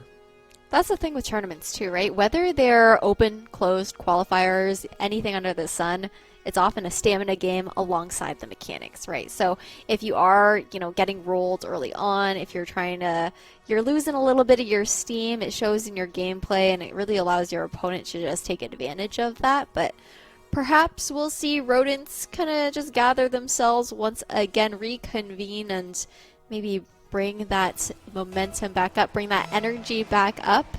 Time will tell as we do head right into matchup number 4. But like you said, the way that things have been swinging, I'm Gaming, yeah, look confident on the pitch today. Unstoppable at times, although Zoshin just got stopped by a demo there from Hurdle. And that's a name we haven't said in a little while. I mean, not least of which because, oh, my touches from Jordan interrupted me with whatever the heck that was. But it's going to end up eventually in a goal here. I don't think the replay is long enough to see that. Yeah, well, it happened just before this replay started. But the touch that Jordan got on the ball surprised me, as you can pretty plainly tell, but I think all of the players on the field. And it totally shook up the defensive plan that Rodents had and opened the door eventually for I'm Gaming to take yet another lead in this series. Ooh, yep, looking to steamroll thus far as I say that. Zoshin steamrolling right into the net of Rodents here. Someone call the Exterminator, Thunder? I don't think we needed, no phone call was necessary. These Exterminators have top-notch instincts about what Rodents might be lying around. And they're taking care of them on their own. At the moment, only 40 seconds into the game. That's just a goal every 20 seconds so far here for I'm Gaming. And you can see the confidence I was talking about bleeding through, not just on offense, but on the defensive side of the field as well. They really feel like they have a lot of creative liberty on the field, and it's so hard to stop a team that's in that mode. It's just that flow state, right? But as I say that, a nice score there from Hurdle. It was a nice setup from Dismal as well, right off the backboard. The rebound perfectly centered and earning that one. That's, whew. I mean, Rodents, at the very least, they're on the board for this matchup. That's a very crucial goal for their squad, that's for sure. because it was becoming a very, very long uninterrupted string of goals for Yep. I'm Gaming between the previous game and this one. So finally, an ounce of daylight here for Rodents, getting themselves back in the series in Game 4, but they've got more work to do. Still a goal to make up for themselves, and Hurdle, the breezy attempt off the sidewall. This time not going to work out so well, but hold on. Dismal's still trying to make this offensive play work, and finally you'll see a clear and an attempt to come back the other way here. Jordan on the reset, trying to fake two players by going underneath, but the second defender a little bit too wise to his tricks to allow that to go in. Some scrappy plays to come out here deep in the blue zone, and Turtle with the touch over. Zoshin will steal that one over, and just a nice clean shot towards the goal. Unfortunately, Rodents weren't able to quite position themselves in that defensive spot. A little bit awkward, a little slow to the save. Didn't quite have the boost to get that one down for Dismal. And very bread and butter Rocket League. Just the tried and true self pass off the sidewall, and just speed, plain and simple. That's what Zoshin used there to get the better of the defense. Not a great play though, coming back the other way here for Zoshin, who gives over control of the ball to the other side of the field. Heading into the corner, Dismal again trying to get this ball center, being a nuisance by bumping Jordan, who still manages to get 100 boost for himself, and head back down the other way yet again. Oh, Jordan going for some creative individual brand of offense there. I don't know what that play is called, but I think I dare say we should name it after him if he hits one in this tournament. I think he's very deserving of it. It's like the Michael Jordan of Rocket League, right? But getting plays named after you. yeah, exactly.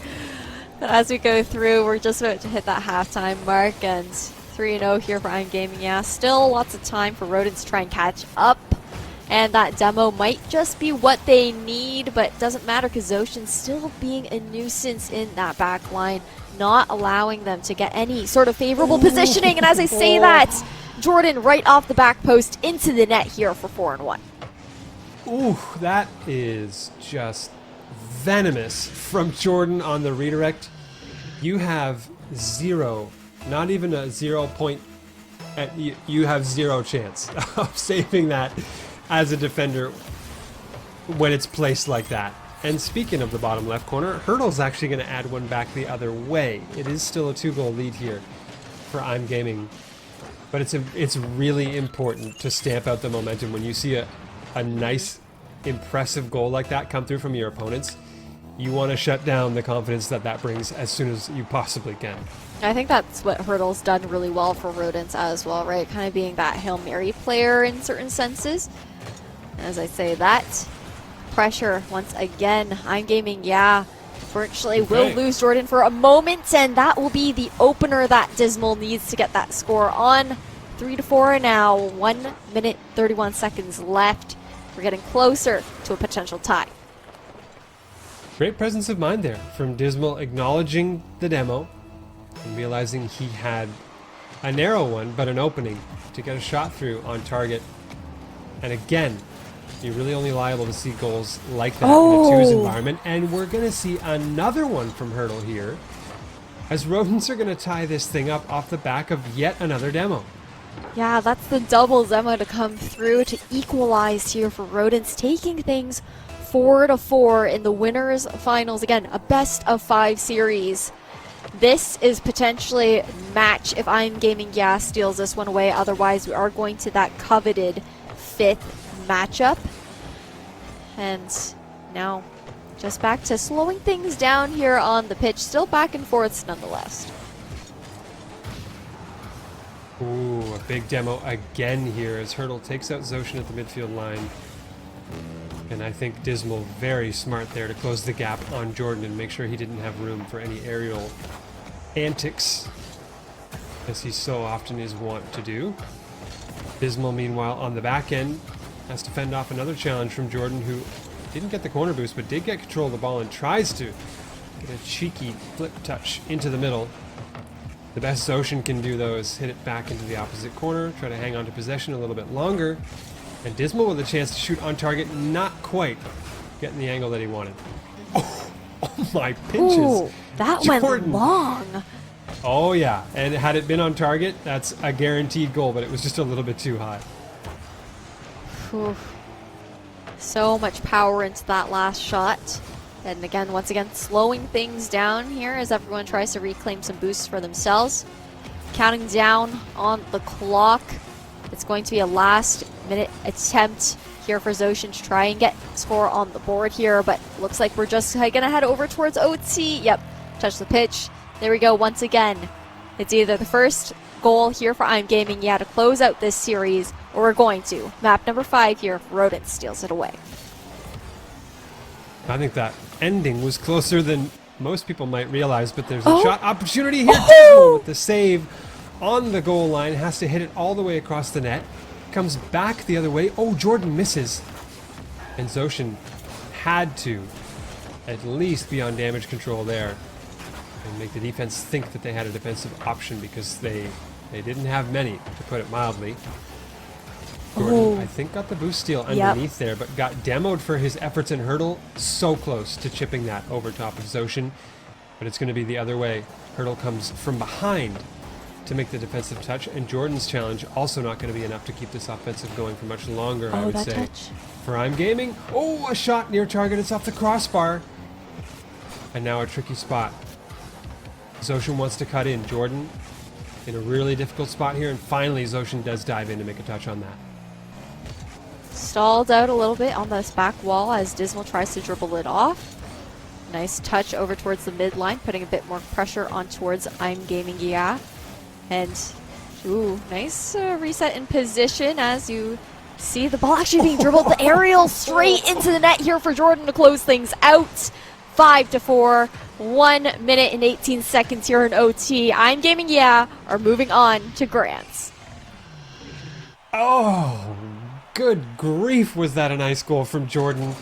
That was the antithesis. And I mean, no offense by this, just the way the last overtime winner we saw panned out in the previous series. This was the opposite of that. This was one of the best goals you will see all day long, maybe the best one, and Jordan hits that to get that ticket to the grand final. So at the very least, Jordan and Zoshin are going to be walking away with that $250 Best Buy gift card, some LG influencer packages, but obviously they're not going to be satisfied with that. They want to win this whole thing, and they have a very good chance of doing that. They have a great chance of doing so, but before we do send to a break to check in on that next lobby, we'll take you through that lowers bracket. Looks like it was a little bit of a mix-up in what I said earlier on, so we got that fixed up in the bracket. It actually was not on Fresh Redbulls that moved on. It ended up being mediocre at best, a team that we have yet to see. However, they did lose out to La Team, the other team that we were expecting to carry it all the way through, right, Thunder? So La Team will be facing up now against Rodents. The winner of that lower bracket matchup will be the one who faces off once again I'm Gaming in finals.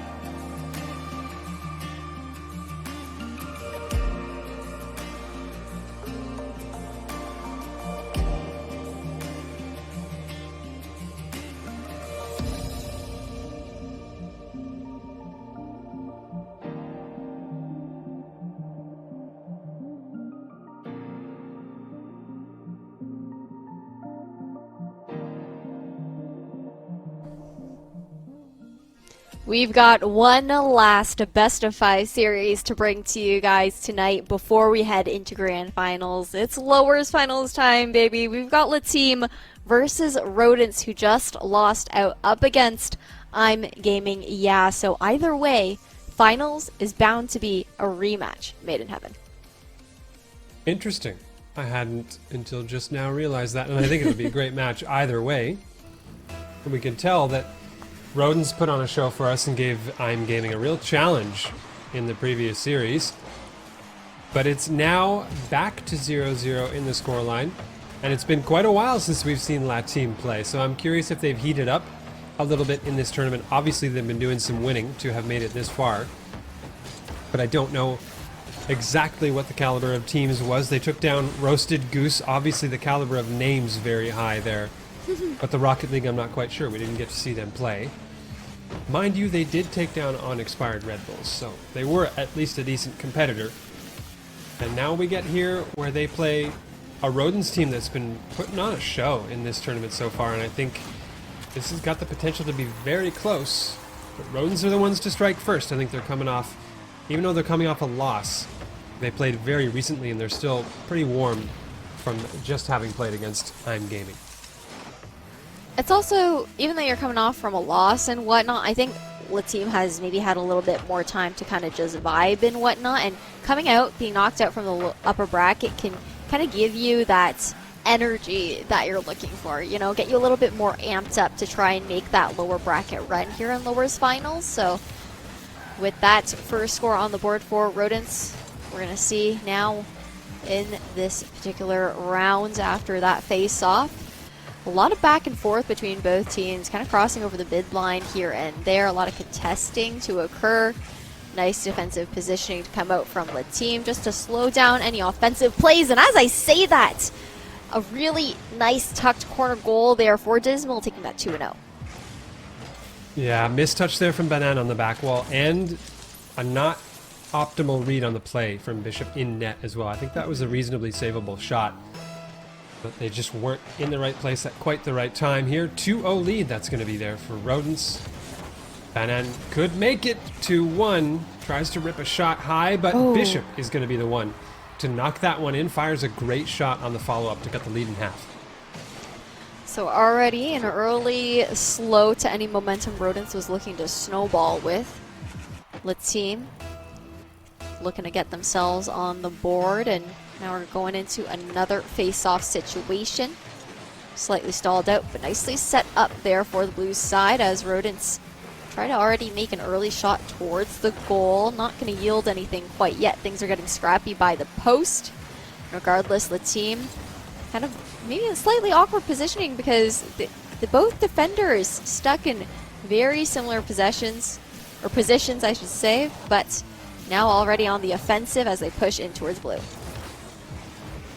Great catch there from Hurdle. It's a shame that they didn't have a little bit more boost to their name, but it's going to be handed over to the squad in orange. Bishop on the dirigible.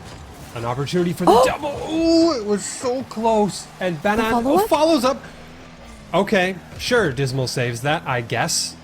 And that's yet another in a long line of miraculous goal line saves that we've seen from Rodents in particular. And somehow, some way, it's still just 2-1. Hey, they're ratty, they're scrappy, they're going to be in nooks and crannies that you don't expect them in, right?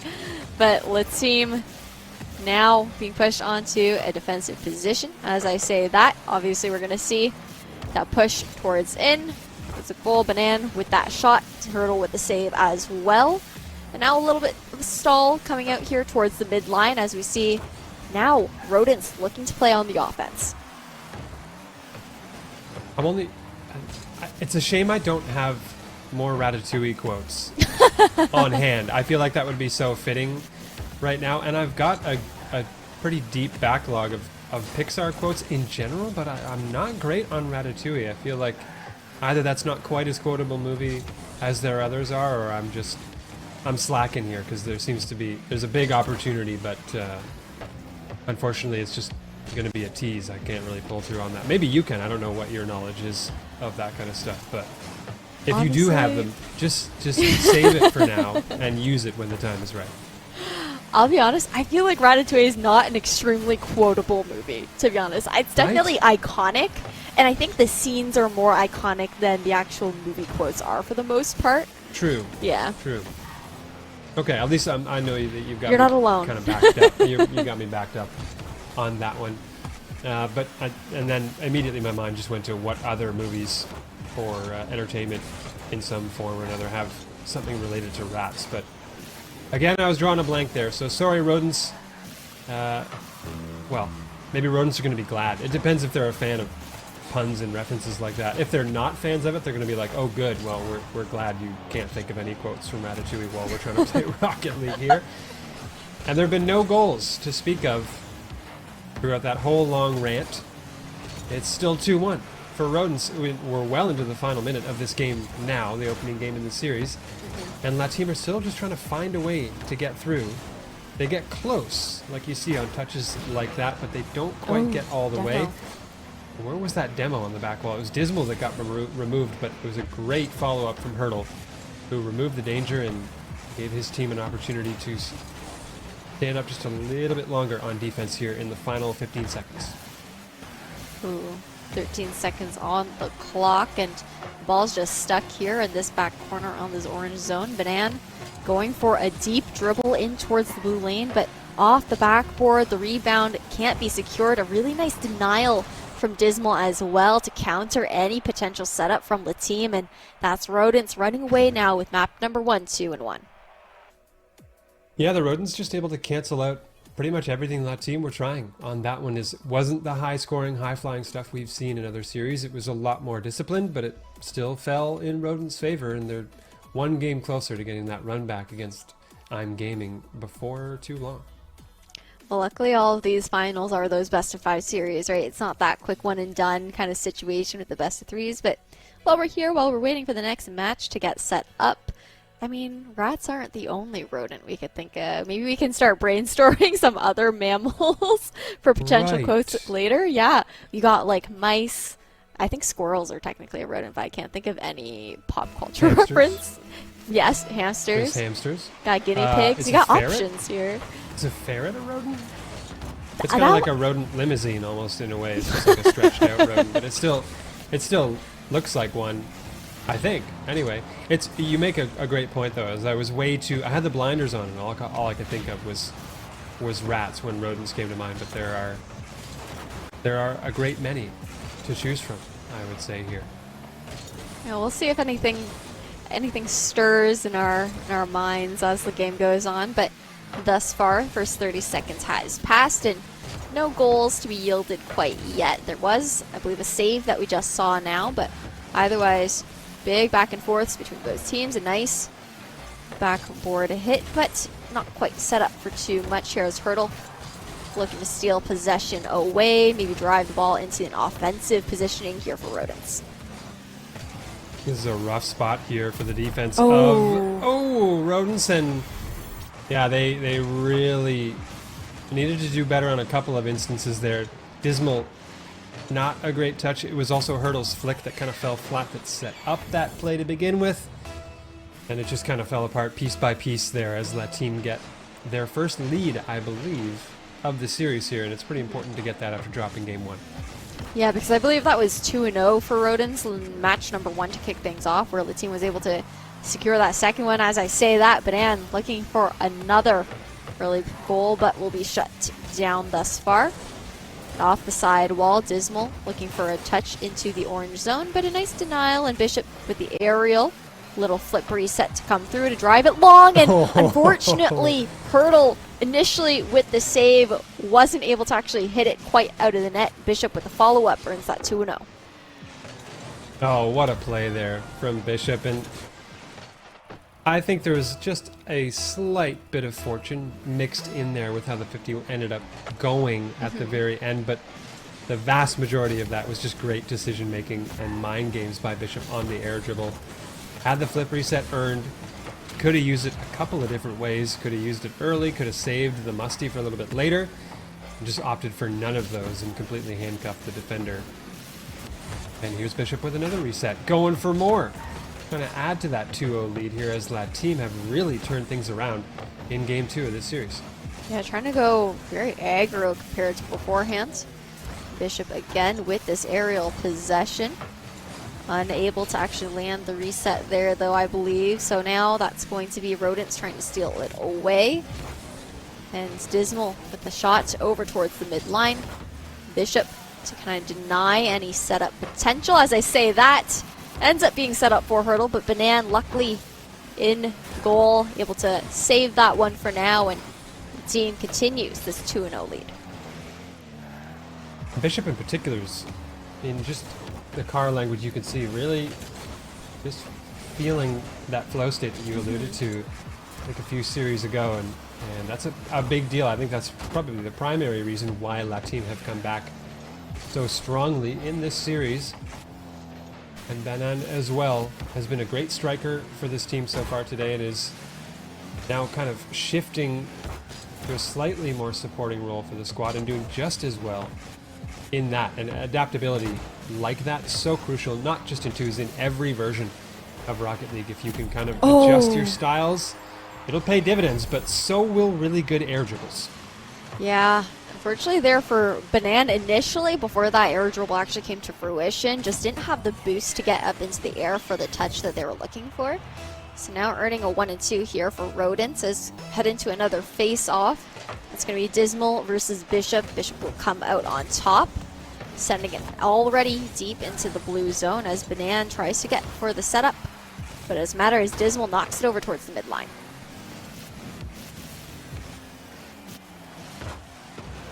I don't like good Rocket League. I love it. There you go. That's as good as I can do for a Ratatouille quote. And Hurdle, right on cue for the Rodents, is going to score a goal here and tie up the game. Minute and 35 left to play. And it was a messy one, mind you, in front of the net, but it gets the job done and it keeps Rodents in this game. Remy the rat just trying to pull some strings in the background, right? But yeah. Now in that 50-50 face-off, saw it. Ball will head over towards the side, and Banan will be taken out by a demo. Now, that's Dismal trying to go heavy on the offensive, going straight for the score on goal, but very clear shot there to be saved by Bishop. And a goal. Back the other way. Just like that, Banan just chips it over top of the defender who is at the side wall, I think, here. Got a little ambitious about that boost grab and tried to swing back into a challenge. Nice work there from Banan to make it 3-2. Restore the lead here for La Team, who are trying as well to tie the series and extend this thing to go at least 4 games. Wow, that actually could have been 4-2 there for La Team had they been able to find that shot. But again, good goal line defending there from Rodents as always.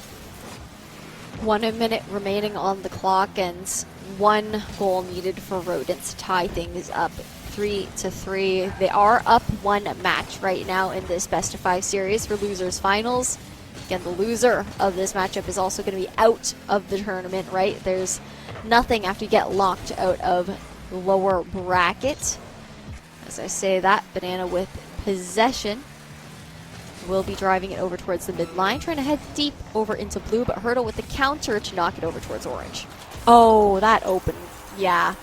That was all said and done after that demo on it. You can't do much there.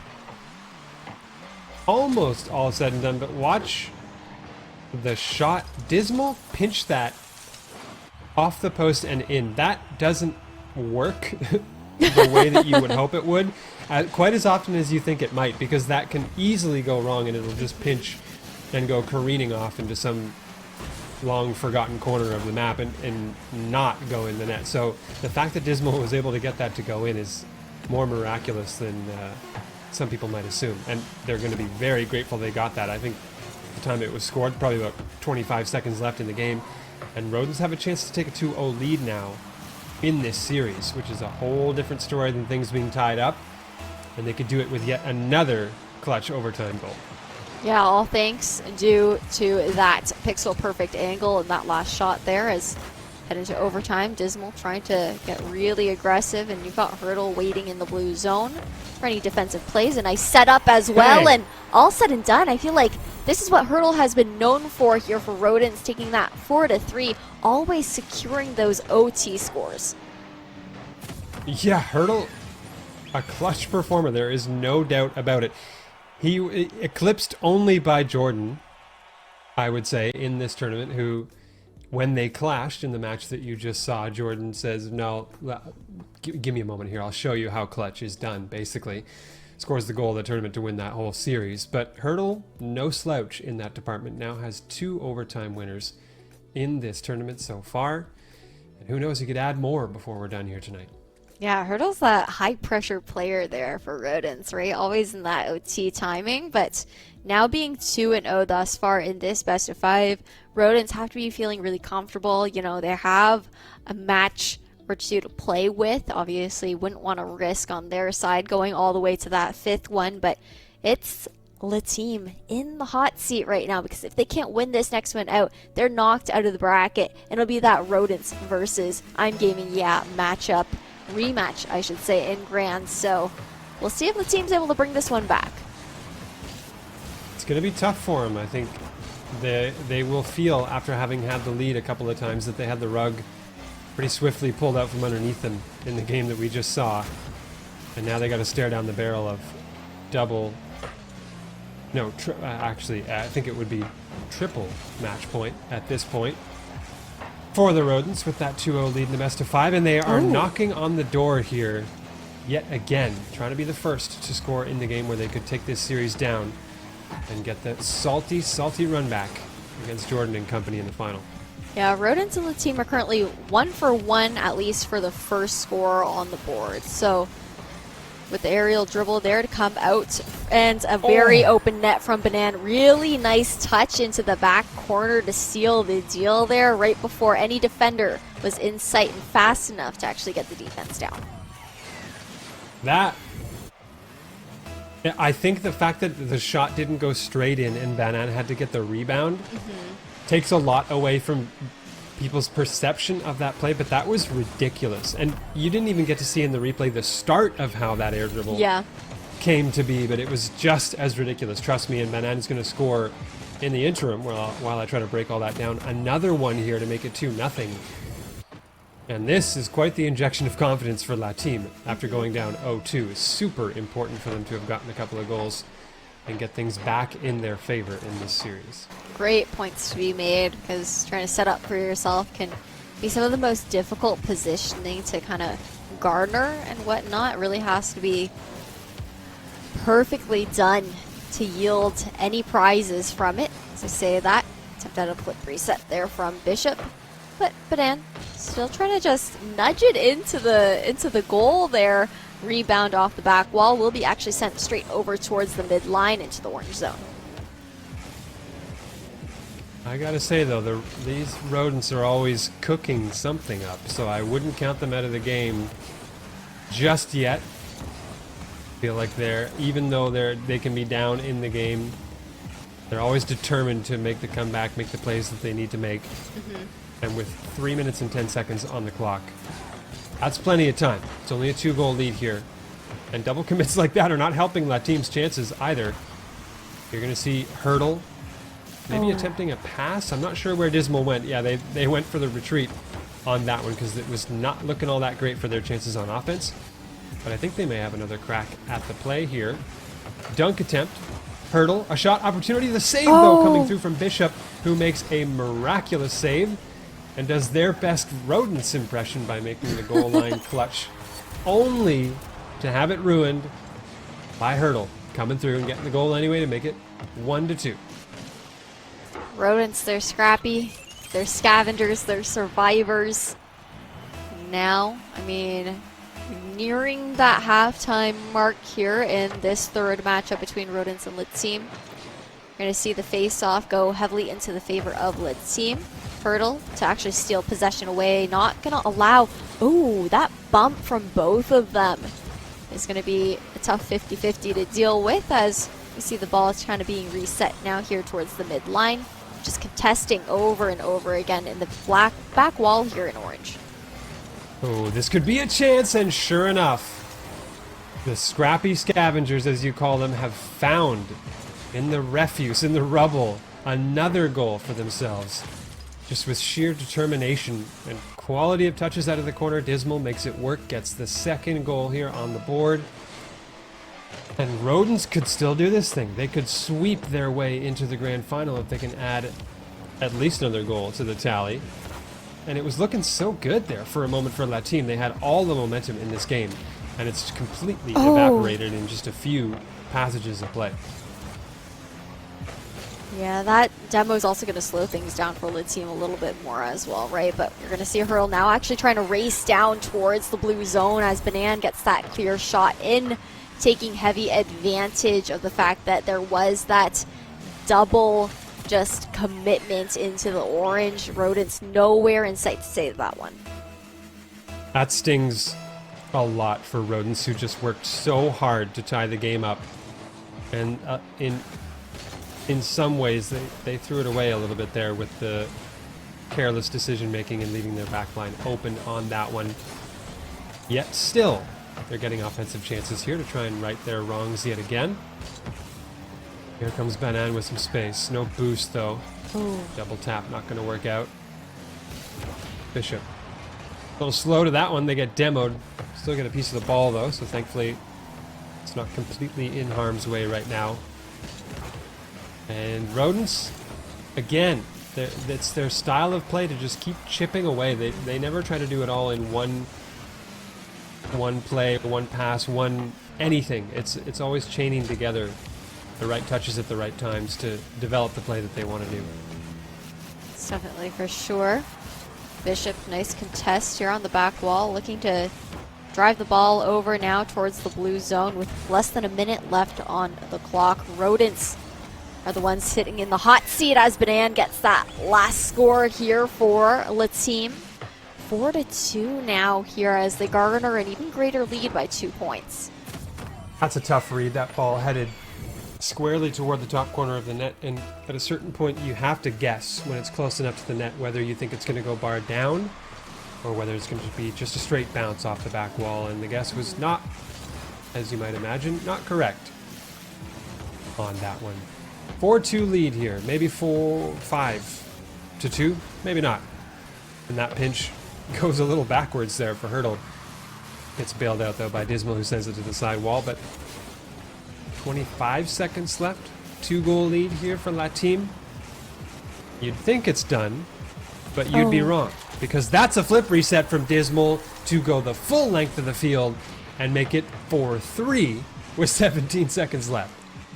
Also, just like having the exact amount of boost needed. We saw that run all the way to 0 at the end. So it just, if you hadn't had, you know, a smidge left, it could have been a totally different story there for Rodents. And now they're looking to try and secure, unfortunately, not the save this time around, as Banan does secure that one. So this one is looking like we're going to be going over to the 4th map at the very least, as La Team keeps this lead up against Rodents.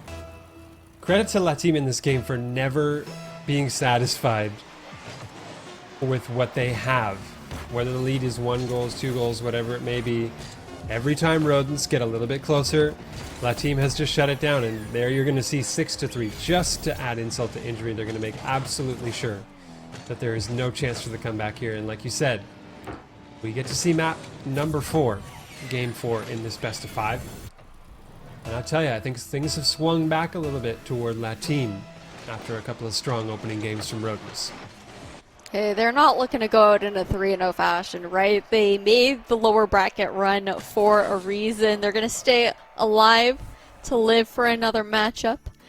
And that was a nice, clean, just 6 goals on the board. I believe they were all in the hands of Banan there. So really solid coming out from the team to bring things back and maybe try and snowball things into their favor.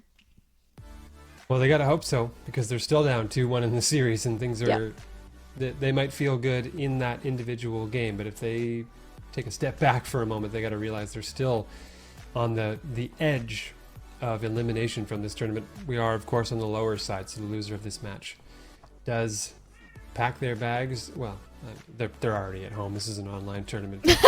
Yeah, pack their bags and go to another room. But it's that's going to be it for one of these two. And I'm gaming, yeah. the team that awaits the winner of this series in the grand final. So things really don't get all that easier, even if you do win the series. That is definitely certain. And we've already have, okay, early goal on the board here with the first 12 seconds on the clock. Rodents secure that first one for themselves. Hurdle just absolutely postages. Wow. Yep. Completely lost my expression. Plasters? Plasters. I think that was probably the word that I was going for there. And hits the ball really hard is maybe what I should go for next time, rather than trying to be fancy. Wow. Hurdle sure did hit that ball really hard. And Banan, in his own right, also does the same into the Rodents net and ties the game. This is not the first time that we've seen this today. It seems to be something about the first minute of gameplay where both teams like to get at least a goal for themselves. And this is, I'm talking about the first minute. That's the first 26 seconds of gameplay, and we're already tied 1-1. Yeah, things definitely pick up as the match gets closer and closer. You near the end of a best of 5 as well, being a little bit more daring on either team. Bishop looking to try and tuck this in, and Banan with the follow-up will earn that second point on the board here for the team. So early goals, and still 3 on the board total within not even 45 seconds on the clock here at Thunder.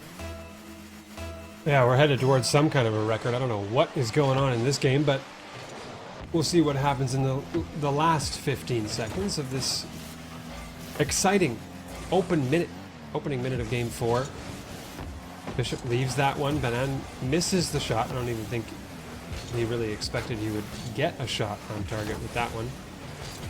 Now Dismal fires back the other way, saved away by Bishop. Here they come downfield, trying to pinch toward the mid. Hurdle, even with the chain resets on the wall, can't catch up to that. Hurdle demoed. Is that ball on target? Yep. Yeah. That's going to go in. Super unfortunate here for La Team. And you can see Banan comes through, gets the demo, also gets the ball, unfortunately. And that's always the risk you run of going for a demo while you're retreating on defense, is that you can really catch your remaining defender off guard, and even worse, you can just fire the ball straight into your own net.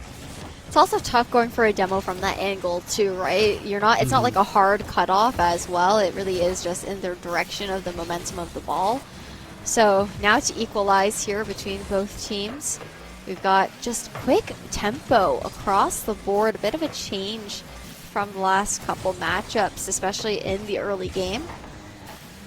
Both teams looking to garner some sort of early momentum for themselves. Hurdle getting a couple boosts up, trying to get a bit of space here, a touch back over towards the orange zone, denying that progression that the team was looking to make over towards blue.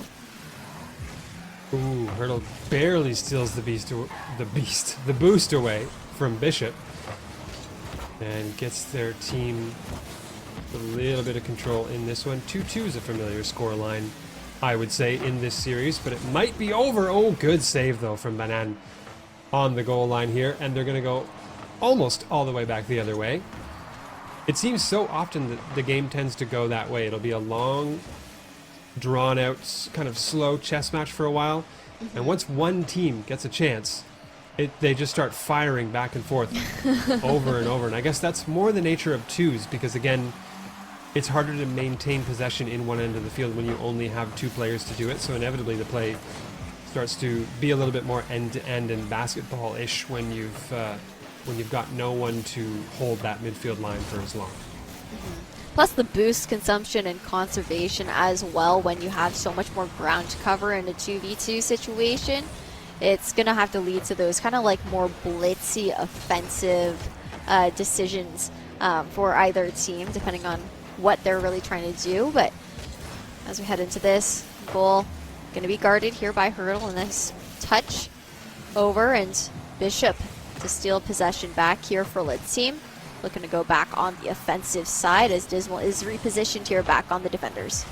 Ooh, Banan, that was a double reset on deck there.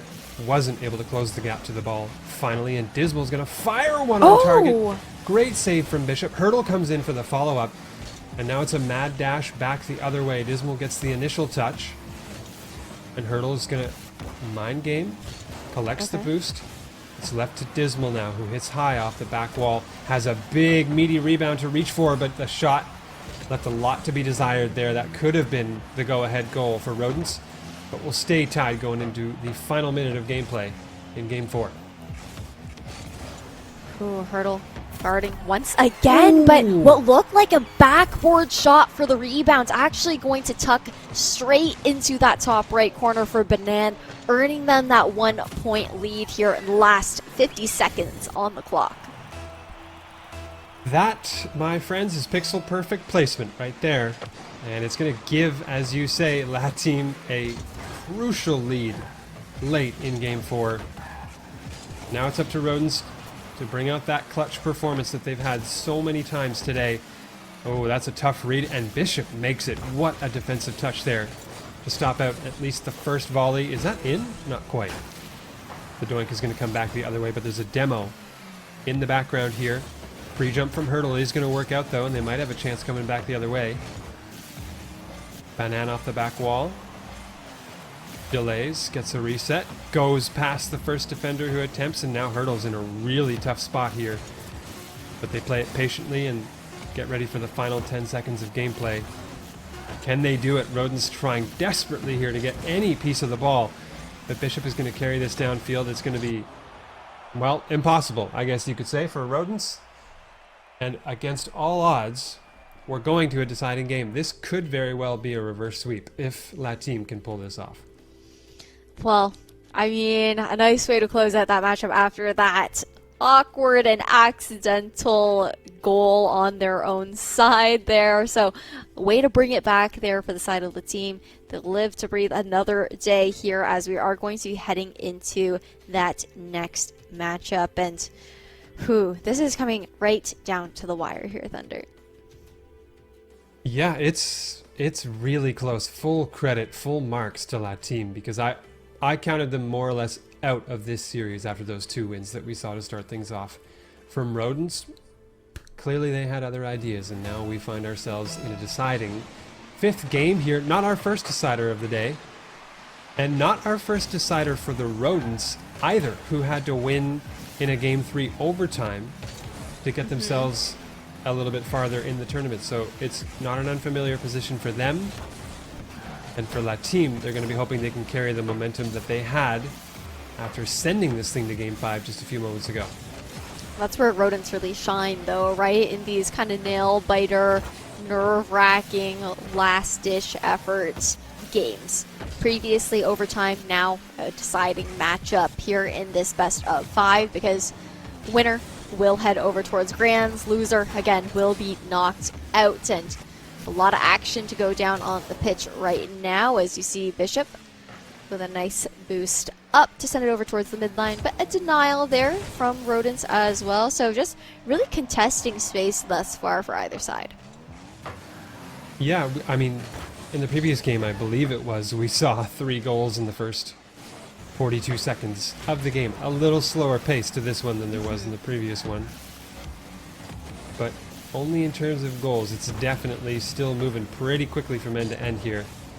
No major scoring chances quite yet for either team. This could be the first, though, if Banan can get the dunk. Oh, it's off the corner. I was going to say crossbar, then post. I couldn't decide between the two. It was both. And Dismal's trying to come back the other way on an air dribble as well. But, of course, right on cue, as I say, there have been no scoring chances. La Team get within just a matter of inches in scoring their first goal of the game. Ooh, speaking of which, score towards La Team's side. Banan will be the one to save that one, though. And you see possession in the hands of Bishop, who will actually be demoed after that score, saved by Hurdle as well. Now, with 3 minutes left, got the first 2 already expired, nearing that halftime mark, still at an 0-0 scoreline between the 2 teams. Might end. Oh, not a great shot, though, from Dismal. Could lead to a counterattack back the other way, but I think Hurdle will be there in time. enough to control the ball as well. Defers to Dismal as they head into the offensive zone. Bishop pretty low boost here. This could be dangerous if the Rodents can get the turnaround, but they can't quite do it as quickly as they will have wanted. Ooh, some space. Dismal goes for the setup touch and tries to get the 50-50, but that's a great defensive play there from Bishop. And still we're deadlocked at zeros. We've seen more than half of this game. And that's a goal. Full field shot. It's Rodents do this every single time. They just find a goal out of nowhere. It's a boring pedestrian goal on an open net, and they manage to get a lead for themselves. I'm flabbergasted at how often they manage to do this in deciding games and important games in a series. Hey, you make things scrappy, you make the other team anticipate maybe some weird plays, and you just go for the tried and true, right? But now with this advantage, the first one and only one, Ooh. It's actually going to be me eating my words as Banan secures that second one to equalize once again here now 1-1. Banan, that was a really compact and amazing play off the sidewall. The extra sidewall read at close range, definitely intentional, but I think even Banan didn't expect to get that good of a lead touch to just give them an open shot on the net. But they will take those. And they'll take the tie as well. Gonna last. Oh, Bishop. Oh my. Okay. Yep. It worked out. I'm gonna withhold criticism because they managed to get the goal. But you'll get to see again. You know what? That's actually, despite how easy it looks, for Bishop to catch up to that ball is harder than it might seem from a distance. So I don't think there's any criticism to lever there against Bishop. And Banan, thankfully, being the sure striker as always for La Team, was there to clean up, and La Team really could do this thing. They could reverse sweep to head to the grand finals of this tournament, and what an outcome that would be. Hurdle with the defensive plays, though, will earn the save as Banan tries to get some sort of reset off the side wall here. As I say that, Dismal with the touch back into that left corner. Will contest thus far, but scrappy things to come out once again from Rodents. But that's so true, Thunder. I mean, Rodents, they led in and started this best-of-5 series in that 2-0 fashion for the first two matches, and La Team really making a huge comeback thus far. Oh, it is tense. I am feeling the tension right now. Oh, that's on target. Oh, nice save from Dismal on the goal line. Here's Hurdle. The boost situation pretty dire, I would say, for Rodents all around. 0 in the tank for Dismal. I'm sure that Hurdle left to gather some for themselves, but it was only pennies. Dismal, the save on the goal line. Here it comes, and Bishop follows up on the play. That could be the dagger right there. They get the insurance goal with 35 seconds left off a huge dunk from Banan. And La Team, did they just do it? Did they just reverse sweep in the losers finals? I don't know. It's Rodents. When they're in the hot seat, they can make magic happen. And as I say that, Banan with the goal straight off the back of the face-off as well will earn themselves that 4-1. Things are looking like it's just said and done from here on out. Yeah, not so magical this time for Rodents. I think that is probably it. Rodents are going to have to pull out some next level kickoff strats to be able to make this happen. Right now it's full time delay mode here for La Team in the final 20 seconds of the game. Oh, well that's a big opening. Here's Hurdle. Opts to go low instead. Oh, shoots to the far side. Banan was ready for it somehow. Oh, another big demo. That one's going to be near target. Is it on? Oh, no, not saved even. off the post. This is ridiculous. La Team somehow keeping the ball out, stifling any chance that Rodents had at winning the series. And Bishop, you really? Hey. That's pouring lemon juice on the paper cut at this point. That is just cruel to make it 5-1. After all that, and La Team reverse sweep to get the rematch against I'm Gaming, in the final. La Team with that lower bracket run to bring things all the way back in a series that was looking heavily favored towards Rodent with that early 2-0 start in this best of 5. So huge dubs over to them as far as just keeping that mental strong, having that ability to make that comeback as well. Because earlier on, Thunder, we were talking about the fact that we weren't sure if it was quite going to be able to happen because Rodents originally were much more so that smothering team, unable to give Le Team that breathing room. Yeah, as I said earlier, I definitely had my doubts, and I'm pleasantly surprised at the result that we got here. And at this point, I'm just hoping we've got more antics and excitement like that in store for the grand final. It's definitely for sure, but that will be coming up just on the other side of this break. Thunder and I will see you guys shortly for the last best of 5 matchup of the night.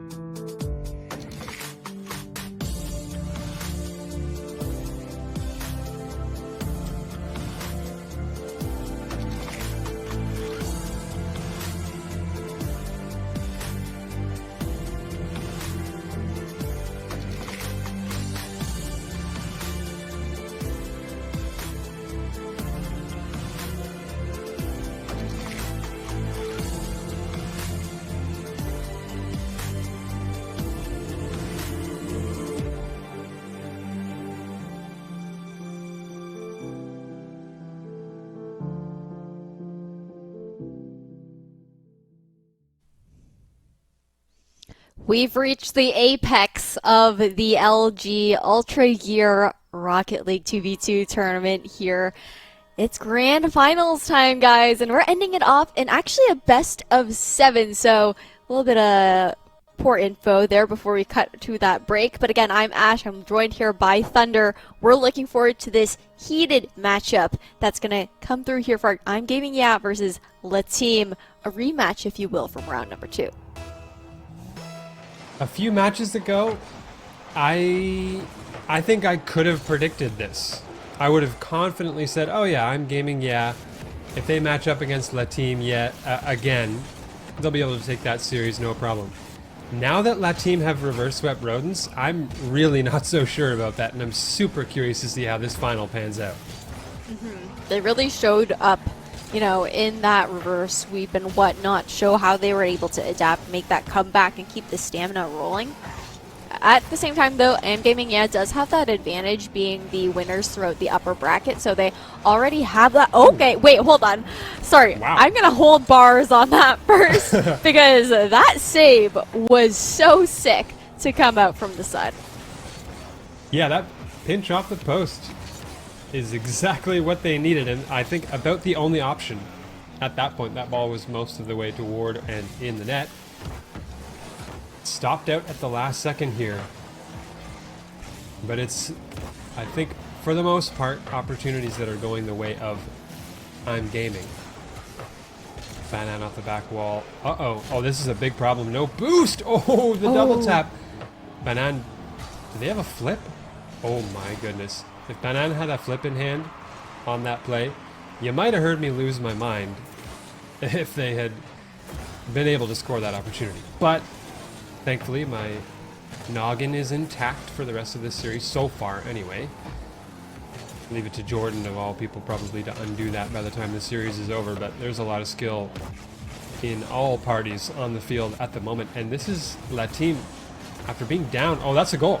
100% that's a goal. And after being down and facing a lot of pressure early in this game, they have found their way back in, and they get the opening goal of the series. It's a nice way to start things off for La Team as well, considering the fact that I'm Gaming Yeah does have that game in hand after making that upper bracket run, so they go in with this 1 game advantage already. So it's important for La Team to try and secure, as I say that, I was going to say, you know, secure some sort of lead in the first matchup, but we're already tied up here within the next few seconds as Jordan secures this nice little flip reset goal into the net, 1-1. Great pre-flip challenge there from Zoshin. I've wondered literally all night whether we've been saying that name right, but yeah, perhaps we'll never find out. Oh well, I think we have to be at least close enough to be passable. But speaking of close enough, Jordan wasn't on that challenge, and it goes all the way back the other way. La Team restore their lead in this game, and it's again a flurry of goals like we've seen so often in this tournament. This time it took 2 minutes, so we're not quite breaking any records, but look at the aggression here from Zoshin into the middle. Jordan not there. Can't blame him for that. It's hard to predict a play that happens as quickly as that challenge does. And Jordan's just going to grab boost, try to control the ball here out of the zone, maybe extend the air dribble a little bit. But La Team, their defensive line is quite far upfield, and it has been really paying dividends for them in being able to stop out the type of offense that I'm Gaming like to play. And I think it's also helped La Team keep this lead intact going into the second half of the game. Yeah, nice hard counters there on their defensive line for sure. And as I say that, we're going to see the ball now being touched back over towards that midline into the blue zone here. Really awkward positioning for Bishop, but luckily Banan with the touch over towards Orange is able to steer that away, and as I say that, Banan will unfortunately fall to a demo here, leaving a slight opening for I'm Gaming Yeah, but Bishop going in deep thus far into Orange, still just staving off that aggression into blue. Jordan, reset. Nope, not this time. Bishop knows exactly what was coming there. Zoshin this time might be able to get to that. Not enough boost, I think. Contort their car in the right way. Here comes Jordan. Just trying to get the boost in the corner. It's one of the most, I think, underrated undervalued maybe parts of what Jordan's been doing for this team. Zoshin, on the other hand, is just firing shots on target, and that one almost going through. And Jordan preparing himself on the ceiling for that eventual offensive play, and now goes to the sidewall to try and come up with some other crafty play. Oh, look at the reset. Oh, the flick just enough to get by Bishop there. And this is a pretty one. You see the reset there. Gets close to the ball to get a good amount of power on the flick, and you could tell that really caught Bishop off guard. A really nifty way to equalize 2-2 here. And I mean, we expected this to be a close matchup, sure. We did see I'm Gaming, run away with that best of 3 in round 2, 2-0. But every matchup was close. That was a 5-4 win, and then a 4-3 win for that next one. So this is going to be a nail-biter of a match regardless. As I say that, just off the back post there for Zoshin, not able to land it in towards the net, as Bishop, now on the aggressive side, will be denied here by Jordan. But now just contesting at the midline for either team. Banan's got a bit of room here. Tries to get cheeky with a touch off the roof. Low boost here for Zoshin in a bad spot. Jordan on the goal line. Oh, and a great boost pick up there by Zoshin, but beaten pretty squarely to the ball by Banan, who goes sharp angle on the double tap. Almost makes it work. It's just ball on target. I think Banan can catch it in time, and sure enough, they'll collect in their end of the field. And with 15 seconds left, we're tied yet again between that team and I'm Gaming. This time though in the grand final. And I'm Gaming have got a game in hand. So if they score one more goal in this one, they'll already have half their job done in getting those sweet LG monitors and influencer packages for that first place prize. Heading into overtime. We'll see how the face-off goes. The 50-50 split towards the mid-line and hit off the sidewall. Now Jordan with okay, I was going to say possession, but actually had to reset positioning there. Actually go for a boost instead with the air dribble. And you got Zoshin just kind of waiting for an opening, waiting for that flip to deny, but it doesn't matter because Bishop going to get the score regardless. The flip not quite enough to deny that power. Yeah, Zoshin, you could have tried to stop the ball and have it go straight up in the air, or chipped it off your own back wall and follow up with another touch, kind of psycho style, but it just ended up being neither, and it was an easy follow-up shot there for that team. Short-lived overtime. I thought I'm Gaming probably going to take that one. Just kind of doesn't pan out that way. It goes the other way, and we've got a tied series. Ooh. Exactly the way you want to start things off if you're a Latin fan, right? Just put that game in hand to Newt advantage and nullify all of that, and now we're basically kind of reset at now just a best of 5 series, to be honest. Yep, we've shortened things down here just a little bit, and now it's interesting to me too, because I think most people probably thought that team were the underdog coming into this series. So for them to win this very first one, I think it's going to reset the expectations that I'm Gaming have about this series in general. I want to know if it'll change the way they play too, because they, like you said, as far as games go, they won that first series between these two pretty convincingly. But is this going to get in the heads now of I'm Gaming that they've been beaten by that same team they were able to beat earlier? You also have the momentum on the side of Lit team, right? As I say that, Jordan actually going to get that first score on the board, but the momentum that I was talking about, they just came back from that sweep. They're right off the back of that, and that can really make a big difference as far as the mental goes and any snowballing going forward. Or at least until Jordan scores a goal and stamps out your momentum or whatever you wanted to have. Here he goes for a ceiling pinch. Instead, I think Zoshin, recognizing that would have been a touch too ambitious to go for that play off of the ceiling. At least in 2v2. In threes, he'd be all over that. Just like he was with that defensive touch there. Banan, I think, has a reset. Uses it for a wave dash down low. Gets the bump. The shot high. Bishop's going to go for the read instead, and a brilliant decision that is. It's going to secure them a goal and gives the tying goal here as well for La Team. Again, inside the final minute. Couple of goals, all tied up.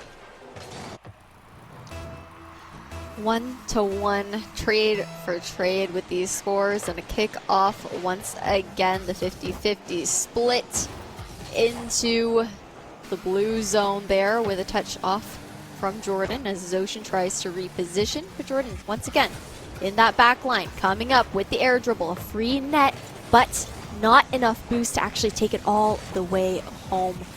It's just getting nitty and gritty here now in the blue zone as I'm Gaming continues to force the team into defensive positioning.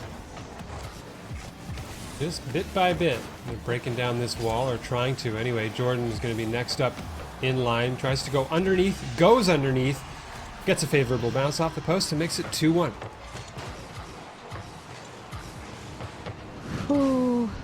Okay. Yeah. Nice little replay to see. And now with this advantage over towards I'm Gaming, a bit more faster pacing to come out for this matchup, considering how slow that early first minute was last time around. And now we're going to see Banan looking to drive the ball all the way towards down into the orange, and Bishop to follow up, and the rebound off the back wall will not be gleaned here from the team quite yet. Ooh, a chance though for Banan. Tries to use the flip early. Nice defense there from Jordan to get it all the way back down the other side of the field. Pops it for an air dribble. Ooh, again, nice defense this time from that team on their back wall.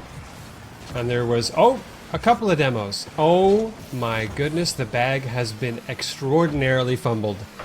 I believe it was Zoshin there. They just didn't acknowledge in time the opportunity that they had to score a goal. And Banan is now double flip resetting their way back toward their net. And that could have, and when I say easily, I don't mean it in the usual way. I mean literally, that could have been easily 3-1. Neither player was on the field for La Team, but well, that didn't work out this time. And La Team, it's opened the door for them to be able to tie this game. And they've still got 2 minutes left to do it. Bishop maintaining really nice control here to be denied by Zoshin. Driven, though, pretty deep into the orange zone. As I say that, Jordan with the... Wow. Okay. Jordan ended up being actually the one with the assist. Zoshin the one to follow up and secure that goal. A really nice bounce off the ceiling to land that clean shot into the middle of the net. Yeah, that's as good a touch, I think, as you could ask for in that situation from Zoshin. Just great read off of their own touch on the ceiling, and just like that. Oh, thought it was going to be 4-1. I was holding my breath for an instant before I said what the score was, but it is still 3-1 here. Bishop coming downfield, gets it down low. Banan comes in for the shot, but can't get there in time. Great defense here from the likes of I'm Gaming. And it feels to me that they really... I was wondering, as I said, what the adjustment would be after dropping the opening game of this series here. It feels to me that they're playing just a little bit more disciplined on the field without giving up their ability to generate offensive chances, and that's a mixture that's going to prove, I think, to be a big problem for La Team in the rest of this series. That is for sure. Playing a little bit safer, playing for those positions as well. A huge save to come out from Jordan. Little side sweep to knock the ball out of that direction in towards the net, now into the blue zone deep here. And right off the backboard, Jordan trying to reset the position of the ball once again, but Banan is hot on the tail, looking to deny and steal possession away here for blue. Great reset again from Banan, who's been farming them all game long. Unfortunately, I don't think any of them have resulted directly in goals for their squad. But at the very least, it's still a marker of confidence on the field, despite being down in this game. Let's see what happens in the last 30 seconds here. La Team still a chance to make their impact on this game, but if Jordan scores that goal, and he will, because he just does, that is the final nail in the coffin. I think you could probably call that it's going to be a 2-1 series lead for I'm Gaming. Yeah, that's for sure. I think what I'm Gaming has also been doing really well is I've just been taking a look at like the boost control from both sides, and the last few minutes I'm Gaming has taken a lot of that big boost control, really starving the team from the opportunity of using those in any setup to drive something home. And Yeah, 10 seconds left on the clock. This matchup is said and done for now. I've realized too that with no apostrophe, technically their team name is Im Gaming, yeah. Because I'm a stickler. I gotta put my foot down there. I need to see the apostrophe, and until such time, I have to pivot to calling your team Im Gaming, yeah, and that's just gonna be your name from here on out. It sounds like some kind of esports org now, some exotic sort of thing instead of just the pedestrian name that it was. So there you go. Im Gaming take a 2-1 lead in the series, and. Well, I guess all I could say is I think La Team are going to be glad they won that first game. Because if they hadn't, they'd be down 3-0 in the series right now. And yeah, they're good at reverse sweeping, but I don't know about that one. In a best of 7, that's really not a spot you want to be in. So No, it's a that's good thing they tough grabbed ask. one for themselves early, because it seems like Im Gaming are really putting the pedal to the metal now. And they want to close this thing out. They don't want a long, drawn-out series on their hands to get that first place. Definitely not. Also, Im Gaming really just sounds like that gamer accent, to be honest. It's like the way gamers type and speak. It very much so reminds me of that gamer accent. But True. speaking of gamers, on the pitch, we've got 4 here. And Bishop, with that control, will set up a nice assist there for Banan to steal that away. Jordan really thought that that sweep was going to be the savior, but right around the corner, La Team, my bad, is able to actually secure that first score on the board once again. I thought for a moment, I thought you said "aller," like "go" in French, "aller team," and I was like, oh, just adding a little bit of an extra French touch in there. But we can just pretend that is the case, and that was what you were going for, and. Especially given the extraordinary French presence in Rocket League in general, both in Canada and I guess worldwide, with France being the reigning world champions. At this rate, all casters are going to have to learn how to call this game in French because they just keep dominating everything. Hey, that's fair. French is my actual second language, so I'm here for it. Me too. If it does come down Yeah. to it. I guess the Canadian casters have a little bit of an edge up Yeah. in that particular department. Maybe those from the States, and maybe especially the southern states, would have the advantage over us in Spanish, but we've got the French edge, that's for sure. And La Team have got the French edge in this game. They're up 1-0, trying to tie things up in the series in this grand final, best of 7. And they look pretty comfortable, I would say, in this game so far. I thought that in gaming Nice we're control. reaching a different level, but clearly that team are ready to rise to the occasion. We've already seen, the stamina that they can come back with, right? So a force to be reckoned with, at least to take you for a long haul in a best of 7 series. And as I say that, Jordan taking possession will be stolen away by Bishop and now sent over towards the orange zone. Right off the ceiling, Bishop looking to aerial dribble it down, but will be met with 2 defenders here on the side. I'm giving you. Banan launches long, gets the ball almost to go mid. Not quite, though. This is Zoshin now. Headed into the middle of the field. Gives up possession to Bishop. Now Jordan jumps with a nice pass back to Zoshin in the corner. They try to flick mid, but it's stopped out here. Bishop now with an opportunity, looking upward off the back wall. Reset maybe in hand. Zoshin, though, with a good stop out. Jordan's going to try to win this race. Not going to do so, but Banan had no boost left in the tank to follow up that play when it was all said and done.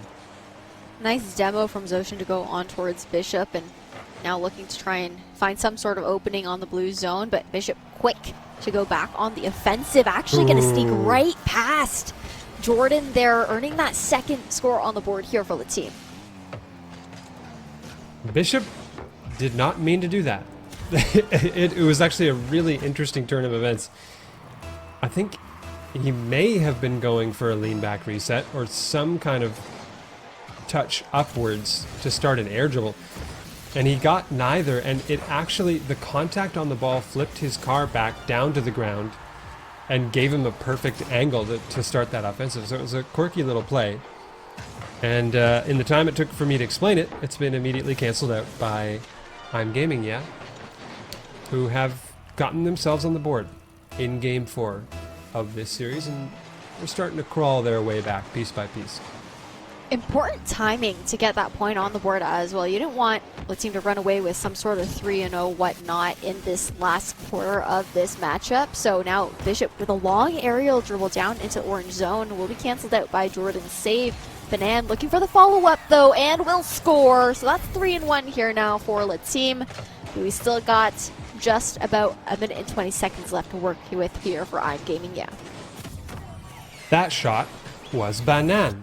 B-A-N-A-N-A. Oh, whoops, I screwed it up. Never mind. Well, that fell flat.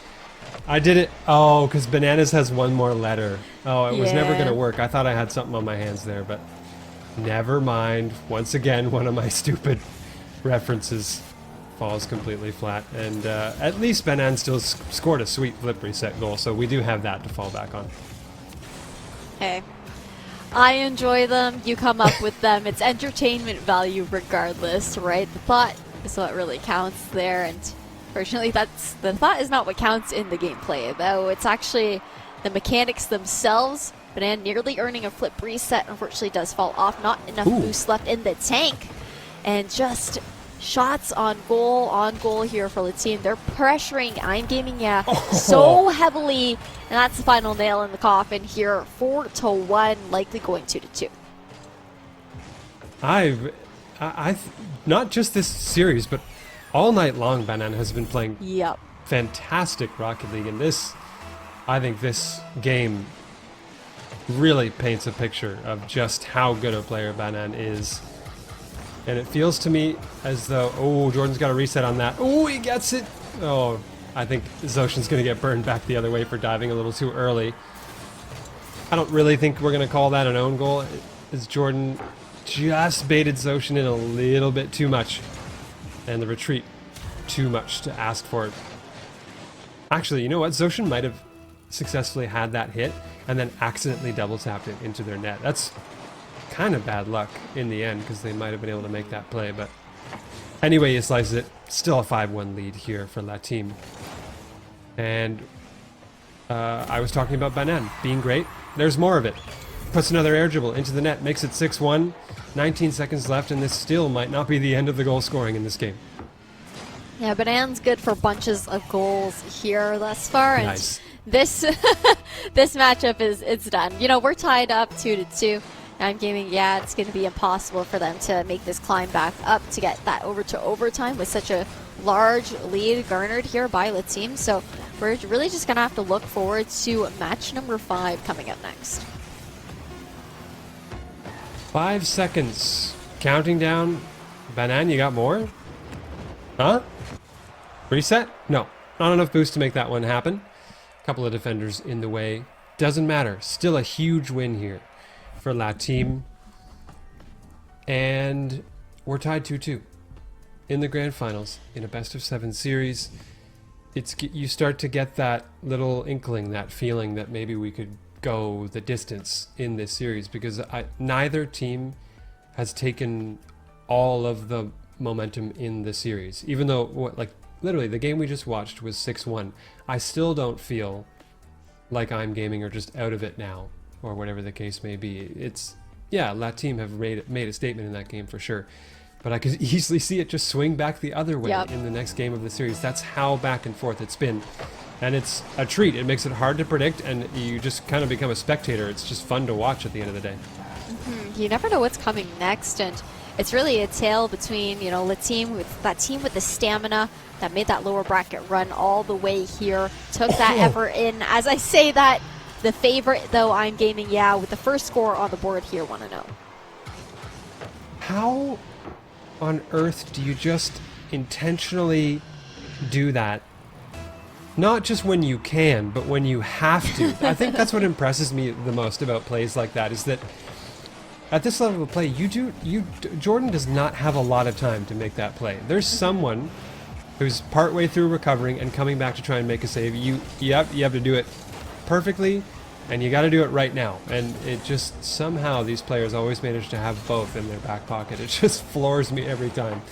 And that sharp angle double tap, that's one of my personal favorites, I will say, in Rocket League. You can talk about all the flip resets and that kind of stuff that you like, but just a nice double tap it's a chef's kiss for me. And that's a great goal, not only for the goal itself, but the timing there for I'm Gaming as well. Crucial. Oh. Just like that save from Jordan on the goal line. Huge come out from Jordan, but when it comes down to the wire and matchups like these, you know, that response time, the reactivity that we've seen from both sides can also be helped out by a quick refresh rate as well. The most recently released monitor from LG, that 48-inch Ultra Gear Ultra HD 4K OLED monitor, got that 0.1 millisecond response rate, so that can also give you that extra edge up over your opponents. A quick little plug over at lg.ca for our sponsors for this wonderful matchup, as we're in for match number 5 of this nail-biter series between I'm Gaming and Le Team for the grand finals. I don't know what kind of wizardry LG had to work to get that kind of a response time out of a 4K monitor. Right? It really boggles my mind, but I think it's one of those things you got to see it to believe it, and I'm actually envious of the folks in TGS production who, as you can see in the intermission screen, they gave a live preview of the view of that fantastic monitor, and I'm definitely jealous. Ooh, that's a close play here as Jordan pitches it off the post to get the save away. It's still 1-0 though. We've talked about monitors, we've talked about my horrible attempts at singing and puns and all that nonsense, and in all that time there's been one goal that's happened here, and I'm Gaming are just clutching so narrowly to the lead that they have, but it could end up putting them on match point. After all this, we've had so many goals here today, as you so often do in twos. It might come down to one goal that'll put them up 3-2 in this grand final series. Yeah, doing really nicely on the offensive to pressure the team back. It's 2. Ooh, oh. This is getting dicey here.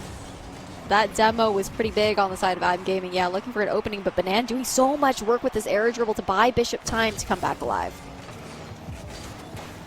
Me saying it's 2 there might have been the most breathtaking caster's curse I've ever managed in my entire... Yeah, that's just cruel, basically, what I just did there to Zoshin, who couldn't actually put home that second goal. And still, they are grasping the narrowest of leads here. Oh, that's a good bump attempt from Banan. Banan's still in the net and could almost shoot that on target. It was on target anyway. Jordan had to make the save, but he did so. And Zoshin now, crucially, buys some time for Jordan to pick up some boost, and they can start their offensive push. I'm Gaming, yeah, really just running down the clock so far, but that's also risky if Le Team can manage to get that score down in the last 60 seconds. 1 minute remaining here, and Le Team looking to maintain this possession. Fortunately, Bishop stuck in a really awkward position here, and Jordan with that tuck into the top left corner, taking that 2-0 here, so Le Team's gonna have to work some magic right off the back of this face-off. Every time, this guy, I tell you, he just finds a way. You give him an inch and he will always, always take a mile. It's ridiculous, and that's such an important goal, which further cements his legacy as a clutch performer for the teams that he plays on. And right now, La Team needs some clutchness of their own, because now they're down 2 and we're well inside the final minute at this point. Ooh, fortunately, Bishop didn't have enough boost there to continue to carry the ball forward, so Zoshin with the steal back into blue. That's going to be the third one. This seals the deal here, I think, Thunder. Yeah. I mean, with less than 30 seconds left on the clock, looking impossible for Le Team to bring things back. Looking like match and series point here for I'm Gaming, yeah. Well, yet another flip reset from the fine folks here at High Level Rocket League, and as you say, that's pretty much it at this point. Game 5 goes the way of I'm Gaming. Banan's still trying to farm flip resets on their end of the field. Jordan goes for a ceiling pinch. Doesn't quite get the amount of power I'm sure he wanted. And it's just attempts back and forth at some fun plays here in the dying moments of Game 5 as we get set now for the first opportunity for either team to win the whole darn thing and get those monitors for themselves. That's not just any monitor either. They may not be. Oh, am I gonna get this model number? 48 LG. Oh, nope.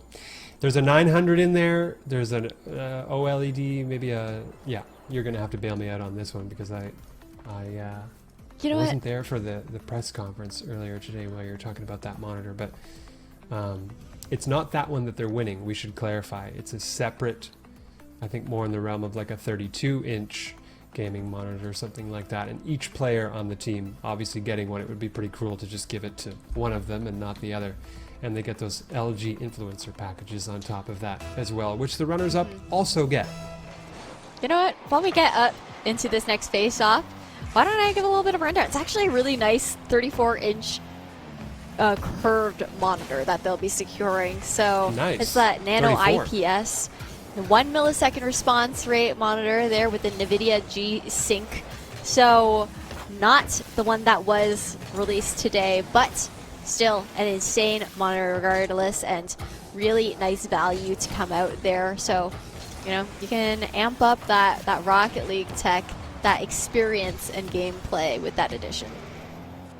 Yeah, LG's got monitors for days. We could go on forever listing all the things they could give away as prizes, but ooh, Jordan trying to get a musty from midfield there to inch ever closer to that victory that we were just talking about moments ago here.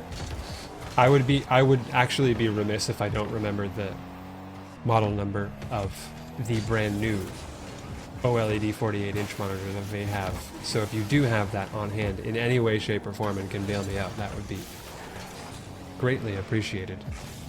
You know what? I saw it in the I'll look break it up in the background for you. earlier. Okay, I appreciate that. Because the fine folks at LG, with how kind they've been with this event, they surely deserve it. And we've been singing the praises of the thing all broadcast long, but we never actually said the model name of it. And that's kind of a good thing to know if you're a consumer looking to pick up that monitor for yourself and you want to know what to search and what to buy here. And meanwhile, while that search is underway in our own right, we've seen about 1 minute and 40 seconds of Rocket League with no goals here. Things are getting pretty tense between that team and I'm Gaming. And again, after all the antics we've seen all tournament long, it's gotten to be pretty low scoring between these two squads as we get into the later stages, and that is so nerve-wracking in 2v2 in particular. It's just terrifying to be that close and to have to make the clutch plays that you need to make with only 2 people on the field. Speaking of clutch plays, check out this shot from Banan, who just rips it near side, and Jordan, it's just not going to be able to react to that in time. Cool, and now we're setting up for another face-off. I might as well plug that model number for you guys. So that's the 48GQ900B, and also known as the 48 Ultra Gear Ultra HD OLED 4K monitor with that ANSI glare and whatnot. Originally 120 hertz and can be overclocked to, I believe, 138 hertz. So you guys should definitely check that one out because it's the only one on the market with anything close as far as size, you know, features and whatnot. There's no other monitor out there like it right now. Yeah, it's a kind of a you name it situation with that monitor as far as being the only one out there. We were singing the praises of it having a remote for one thing earlier, because fiddling with monitor controls is never a fun experience, and I think adding a remote to that scenario is just brilliant. You can just kick back and relax. Just kick back and relax. Exactly. Watch some Rocket League. That team are trying to send us to a Game 7, so there's definitely Rocket League to be watched here. Here's a shot on target from Zoshin. Now a pass into the mid. Zoshin's there. The shot! Oh, it's top corner. Absolutely buried off the pass from Jordan in the corner. And we've got a tie ball game. I'm Gaming trying desperately to ice this thing in Game 6 on this beautiful Sovereign Heights map. Yeah, you don't want to go to match number 6 where you're in that hot seat for either team. It's really whichever one goes home.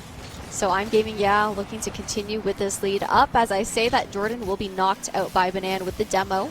Bishop with a nice aerial dribble to try and drive this one home, and unfortunately the save is not quite there. Bishop scores 2-1 now here for the team. They're looking to make a name for themselves. How did Bishop's boost tank pass inspection? How is that car even on the field right now? That looked illegal, the amount of boost that they just had. Who knows? Maybe I'm Gaming will make an appeal to the marshals later, but we'll have to wait for that. In the meantime, they're probably going to try and score another goal here. Is that on target? Oh, Soshin so close to getting the pinch off the post to work here. Jordan off the sidewall. Has to retreat. No boost in the tank. Zoshin acknowledging that. Oh, just tucks it inside the inside post. Wow, that... I did not see that coming at all. I thought he was cutting outside to burn time and allow Jordan to come upfield, and by the looks of things, I think the defenders thought that too. Ooh, just bobbing and weaving between the defenders as well. Nice little snake play. Now to equalize here with 1 minute left on the clock. So whoever garners a lead here, otherwise, you know, going to overtime will likely be the team to seal the deal for this matchup. Really driving it over into the defensive position of I'm Gaming, yeah, as the team sticks to the offense. But we're about to see the ball now cross over towards that midline, looking for a backboard, but denied here now by Banan, looking to take this possession. Touch over here from Bishop, sending it over towards mid, now deep into the orange zone. On the orange side now, we are at the back wall with Jordan getting a half volley to the midline. Bishop follows the play, gets a dunk at least to the side of the field and can collect boost. Oh! Zoshin tried the pinch off the sidewall. Again, Jordan almost hit one earlier, and now it's both members of I'm Gaming who've gotten, I would say, decently close to ripping a sidewall pinch all the way in. Final 10 seconds. I'm Gaming heading down into the blue end of the field. Looks like they caught Bishop off guard for a moment, and there's a bit of panic going on the defensive line. Banan loses control. That was very close to a 0-second tournament-winning goal. And Banan must have been absolutely sweating when they lost control of that air dribble in front of their own net. That's a second near goal there at 0 seconds now into overtime. The first score will be the one to take things home. I'm Gaming, yeah, potentially running away with the series. La Team potentially forcing into the last one. Off the backboard here, and things are getting tight now in the back corner of blue. This is just insanity. I really thought Jordan was going to do it to him again, but he gets just barely too much height on the reset. Here he comes. Oh. Pre-flip air dribble. He's got possession. That touch goes straight up in the air, and Banan hits it away. Bishop, what a follow-up. With no time to work with, they're able to get that touch. Bishop gets rid of Jordan on the field. Banan now. Soshin with the control, headed toward mid. Bishop sends it into the offensive zone yet again. Jordan makes a good enough touch anyway, but the pain not over quite yet as Banan gets control. Passes it mid. Bishop! No! Oh, it's off target! It's off the post. Oh, back the other way. That's an air dribble. No! Banan got hit. Demoed. Jordan dived and tried to shoot the ball, and it did not go in. What is happening? I can barely keep up or contain my excitement for this. Is ridiculous overtime right now. I mean, it's just back and forth right now so far. Jordan on the offensive, trying to drive things in, and just now with the, oh my god, the demo to come through. Banan with the save as well. Things are getting tight here between both teams. La Team still trying to keep things alive, stave off this last goal as Banan with this possession tries to bounce it over towards the midline. The touch does come through. Okay, I think I've gathered myself enough. That's it. That's it. La Team score.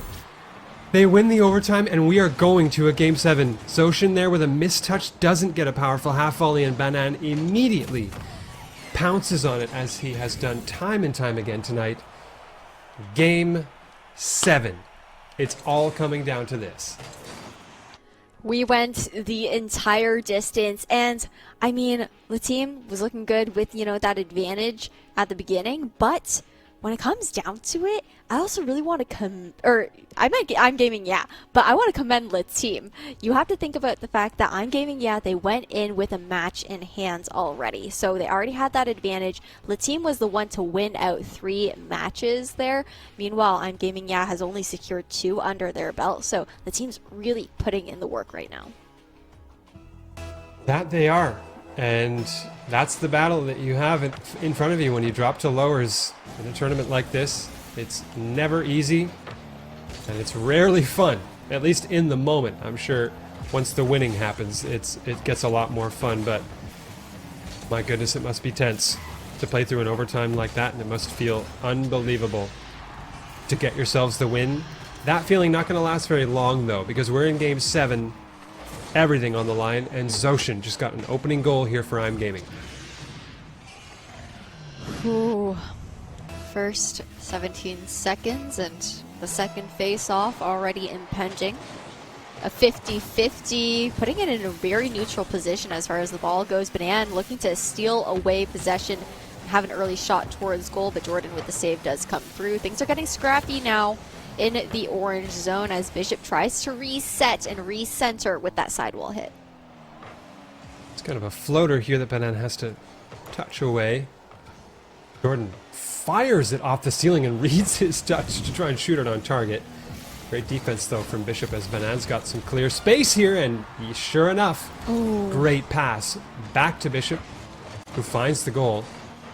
Look at the cutback from Banan and still maintains possession, even as Jordan is racing back to try and make a touch on that ball.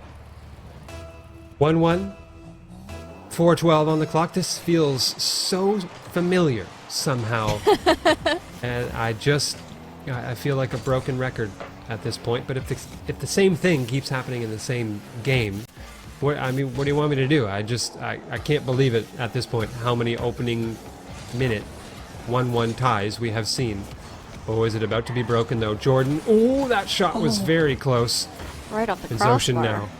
Yeah, it was not missed by much. That's for sure. Zoshin is almost going to miss that ball, but the touch, I think, is enough to give Jordan some possession and give them time to reboost and play some defense.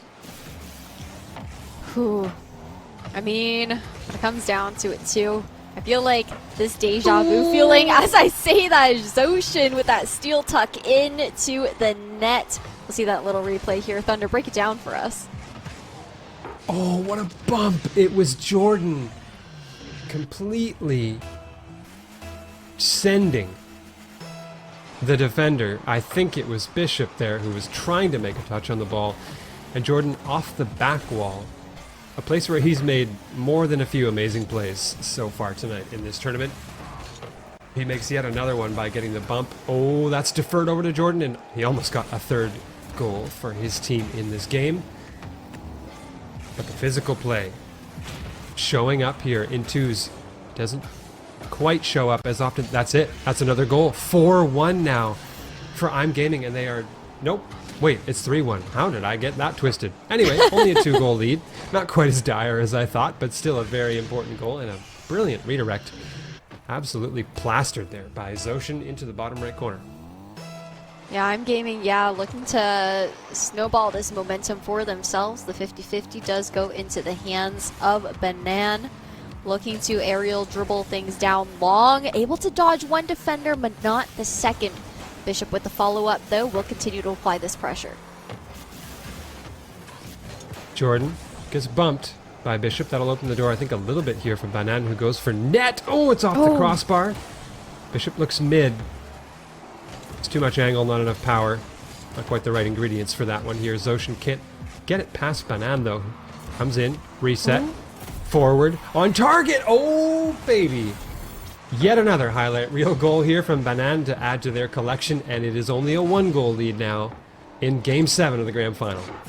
Banan, such a consistent striker for Le Team as well. Yeah. To force things into another face-off situation. See who wins out in this 50-50. Again, a neutral ball here at the midline as Bishop takes that possession. Tries to steal it away, but we're going to see it quickly knocked into deep towards the blue zone. Banan with a quick save off the backboard here as Bishop now tries to reset back towards the midline. Fortunately, not able to center things. Net. That wasn't quite in line with the score, though, and Jordan will be taken down by the demo. As I say that, the opening for Banan to secure 3-3 equalizing here between the team and Iron Gaming Yeah in the grand finals of the LG Ultra Gear Showdown. You couldn't write a better script. You just really couldn't at this point. And that revenge demo there, after Jordan was the one to make the physical impact on the other team, probably makes it just that little bit sweeter. But La Team are not thinking about past plays. They're thinking about what they need to do right here and right now. Oh, that's a huge demo from Jordan, but Banan was there to bail out their team on defense. Or I guess lack of a team, I should say, because Bishop was not alive. Ooh, Oh. Jordan tries to go by Bishop, and Bishop answers with a brilliant defensive touch here now. Banan, air dribble, stopped out by Jordan. Bishop looks toward the mid. Oh, it's so close. The demos, every time there's a demo, I can barely watch. I want to cover my eyes. It's like we don't know how it's going to go afterwards, right? And another shot on goal there from Zoshin, but Banan, the Guardian Angel, to stall that out. Jordan stuck in a demo once again with 1 minute remaining. We're down to the wire here. This feels just like this last matchup that we saw. Same story, but it was 2-2 last time. We're getting dangerously close to golden goal territory. Well, we're in silver goal territory now. Oh, is that the goal? No, not quite. As the save comes through from Banan. Here's Jordan, who kicks to the corner. Zoshin, what a flick. This could be some space to make an individual play happen, but the ball just runs a little bit too far away. Couldn't keep it on his hood. Now back the other way we go. Bishop could catch and release. Oh, it's off the crossbar. So close. Bishop jumps up to try and reach it, but Zoshin gets the touch away. Now only 15 seconds left in the game. Zoshin to the mid. Banan stopped out. I think Zoshin came off the ceiling to make a touch on that as Jordan launches downfield. Here's Banan coming back the other way. The pass. Oh, there's nobody there. It's just Banan in the final seconds. Chips. Bishop the shot. Oh, saved away by Zoshin toward the side wall, but it's off the curve. The ball is still alive here as Zoshin sends it downfield. Banan's going to have to control this one on the back wall as Zoshin comes in. Spicy, it's our goal. One goal. It's Game 7 overtime in the final of the tournament. I feel like you couldn't ask for a better grand finals, right? This is exactly how you want to end things out. You want the tension here in OT. And Banan with possession. Ball dribbled down on the hood, trying to go long. We'll go into the back corner here of the orange zone. Jordan trying to contest. Might do something cheeky here, and that's going to be the score there. Banan securing the W here for the team. 4-3 in grand finals. They are taking first place, baby. Oh, my sweet goodness. I can't believe what I just witnessed. What? I mean, okay, well, we know who tournament MVP is. I mean, don't even try to make a case for anybody else. I don't even need to say the name. It was there on your screens a moment ago. They reverse swept to get to the grand finals. They were a game down in the grand finals, and they still won. This is one of the most amazing performances from a team I've seen in a tournament with the gaming stadium, like, ever. And they just won themselves some LG monitors and swag to boot. Yeah, the team, that's a team of endurance right there. You know, to have that climb up through the lower bracket as well, where you're playing more best of 3 matches than the people in uppers, and just to go the entire distance, so well done. What a story and way to end things off here, Thunder. I got nothing. I really got nothing. Like I pointed way back in the tournament where sometimes you just turn into a spectator, really, even when you're casting Rocket League, because the occasion is just too crazy. And this makes that kind of short list. It's in rarefied air of those moments where I was basically just a fan who was trying to string words together on a microphone for that overtime. It was ridiculous, and what a treat and what a way to end this fantastic tournament.